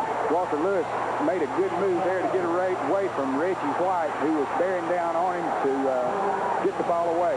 A gain of 5. 3rd down, about 18. Lewis this time with some time, but throws it underneath Joey Jones, and it's 4th down, Alabama. That one timeout is really going to come into play here. I really don't believe they can give Tennessee the ball and without having the ability to stop the clock. Fourth down. There have been so many big plays in this game. I mean, I don't think anybody from Tennessee right now would even think about this ball game being over. I don't think I've seen anybody walk out of the stadium. And I don't think anybody from Alabama thinks they're not going to score again. They're sending in the kicking team, which surprises me a little bit. Like you said, they only have one timeout. If they get the ball back, it's going to be with just a few seconds left on the clock. The probability of getting a first down when the score's in 19 are pretty small, but with only one timeout, they're not going to have much time left. Tennessee's not even sending a deep man back. They don't want to take the chance on not handling the punt. Kick it away for Alabama. Left puts it high, hangs it up there. No return at all for Tennessee. They just want as much time as possible to run on the clock. The ball still rolling around, the clock running at 1:42 seconds left to play of the game. Tennessee in possession and the lead. Tennessee scoring.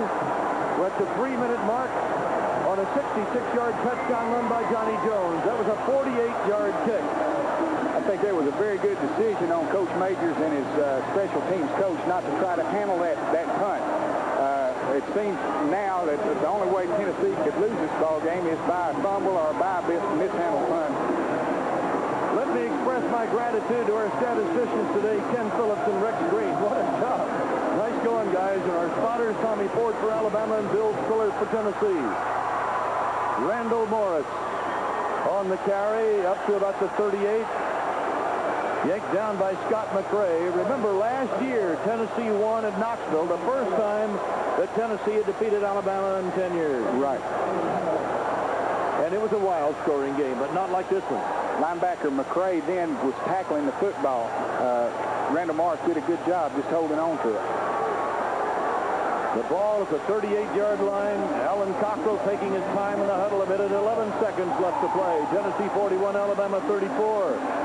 It's been 13 years since Tennessee has won here at Legion Field, and they've got the lead right now. As the handoff goes to Randall Morris again, we're under the 1-minute mark left to play of the game. Scott McRae, 45, the linebacker for Alabama, stopping it. Help from Todd Roper, number 53, the other inside linebacker. 47 seconds remaining of the game. Tennessee 41, Alabama 34. And now Alabama takes its final timeout. Well, let's see. The official indicated it's his timeout. We have an Alabama injury. I'm not sure how the college rules, but in this situation in professional football, 10 seconds would be run off the clock. John Hand, the 6'7", 280-pound sophomore from Sylacauga, being assisted off the field, and that is a job to assist him. I'm not sure if they're taking if Alabama actually took a timeout there, or if the injury timeout is... I think they have to credit to him. I think so, too. 961 yards total offense in this wild scoring game. 75 points have been scored. Tennessee leading 41-34. Alan Cockrell has a 3rd down 6 to control this football. Tennessee, Alabama now showing no timeouts remaining on the scoreboard clock. Tennessee with 1.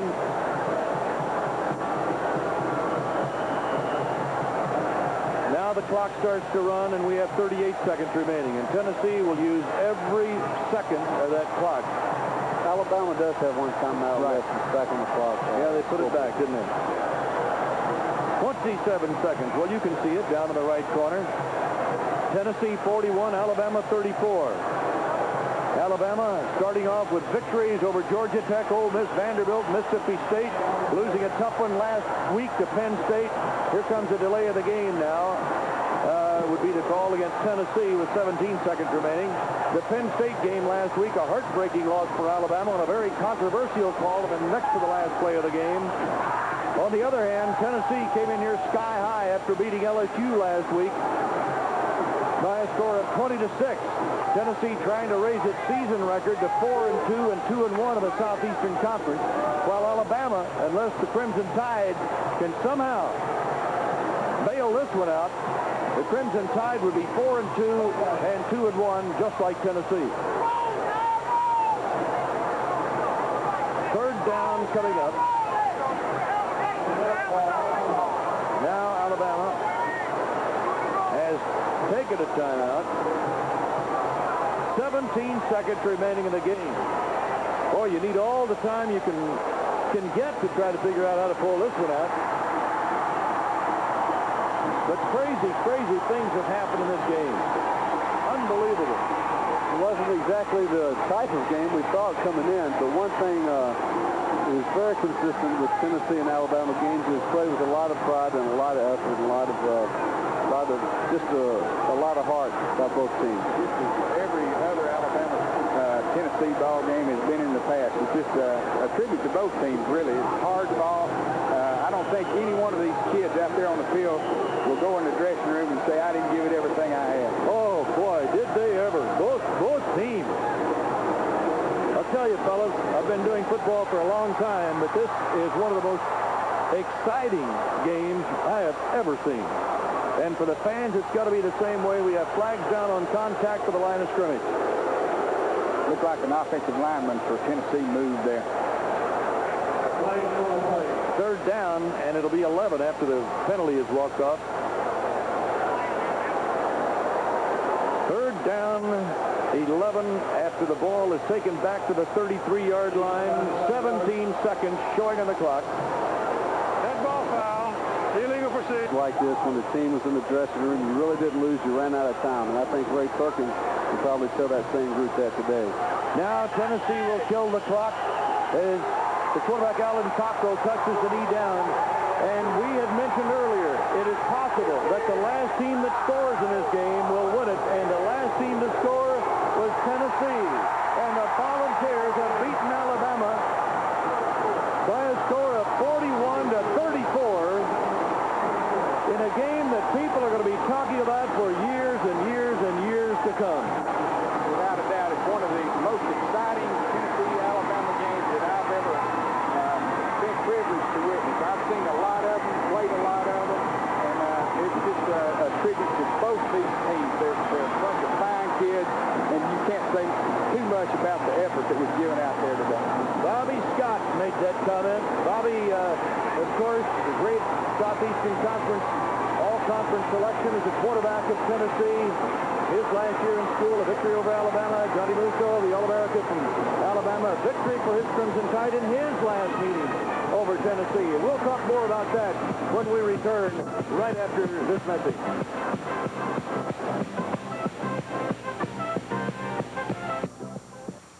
The game is generated.